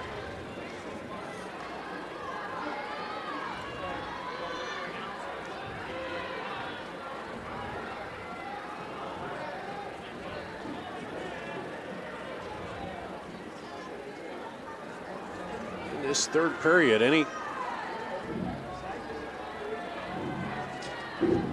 Got about a minute left. Yeah, coming up on a minute. Any change here could be big, but so far, Canada's controlling her pretty well. Trying to get. This is where that fatigue sets in, and you're like, Yeah. especially if you're on the bottom, I got to try to find a way to get up and get out, but. Well, and with these consolation semis, I mean, these girls, they've probably wrestled more matches than what the girls have on the front side. So, yeah. I mean, they've put in a little bit extra work, so it means almost that much more to keep moving further and further up that. And there goes the headgear. She's going to get that half in Yeah, and I'm trying to get her chest back. Hopefully get her turned over. She's got her down flat. There it with is. a fall. Looks like Canada pulls off the fall for that consolation semi match. And of course, 235. That's big for Decorah too in the team standings as she moves into the third place match. Yes, absolutely. Our team standings aren't too far apart right now, so these girls who keep winning and moving forward, it makes a big difference for these team points. For the parents who are out there listening and their daughters might be interested, young girl getting into wrestling, what do? They look to the school or a local club, or what's the best way to go about that? Yeah, really, there's a lot of things that a lot of different people that you could even talk to, maybe some people that you didn't even realize you could talk to. There's things on social media, clubs post on social media. There's obviously different groups that you can follow. I know there's an AAU girls wrestling group on Facebook out there that they promote a lot of different things, and trying to get those young girls out and get them started. And then and I've always been a proponent. Let them try wrestling. Let them try basketball. Let them try everything when they're young and see what they like, and then encourage them. As a parent, just try to find the sport where they fit and encourage them no matter what it is. Yes, no, and a cool thing about wrestling is it's super competitive, and it's an individual sport. So I mean, individual sport, but a team sport. So it's all about yourself, and you can really kind of soak in, and you don't have anybody else to kind of push off onto or rely on for it. Well, we're going to take a break here. You're watching the Girls State Wrestling Tournament presented by the Iowa Farm Bureau. The Iowa Farm Bureau is proud to present this amazing state tournament and celebrate the accomplishments of Iowa's student athletes. To the Iowa Farm Bureau, this is more than just a sport. It's hometown pride, it's hopes and dreams, it's our future leaders, it's a reason to do more and be more. And it's that farm-strong spirit that can only be found in Iowa. Congratulations to the student athletes and coaches on a successful year, and remember, today's successes are just the beginning of tomorrow's achievements. By focusing only on meat and grocery, we can do those things to the best of our abilities. No frills, no gimmicks. You're going to get top quality meat, top quality produce, top quality customer service. They always tell us, sell it as low as you can. Sell it as low as you possibly can. And we work hard so we can keep those prices lower. And that's what Fairway does to a lot of people. They take care of people. I have one thing to accomplish, and it's that. All right, we're at the Girls State Wrestling meet here, presented by the Iowa Farm Bureau. All the mats, well, all but one are clear right now as we get through the consolation and stuff. And we're getting ready. We're going to wrap up here, and then we'll be ready for the finals tonight. Start at 6, Randy. Streaming at 6 with the finals, and also have those third place we've been talking about. We'll see some of these wrestlers here that won in advance to go to the third place. And then, Cindy, if you want to just run down the team stats right now, still fairly close, isn't it? Yeah, for our team score here quick, we'll do top 5 again. I've got Osage at number 5. I've got East Buchanan at number 4, Lewis Central number 3 with 98 points, Decorah in 2 with 102, and Waverly Shell Rock leads the way with 117 as we get ready to head into those finals tonight. And I mean, we've been talking about, we've got our finals match and our third, 4th place match, but we're also going to have that 5th, 6th place placing match. Okay. So these girls are, that wrestled in these consolation semis here. Both of them are going to get the chance to wrestle again to figure out where they place up on top of that podium. All right, nice job, and we'll We'll take a little bit of break here. Be back with us around 6 o'clock. We'll get started streaming for the first ever Girls High School Athletic Union Championship matches. That's coming up in just a bit here. You're watching the Girls State Wrestling Tournament presented by the Iowa Farm Bureau.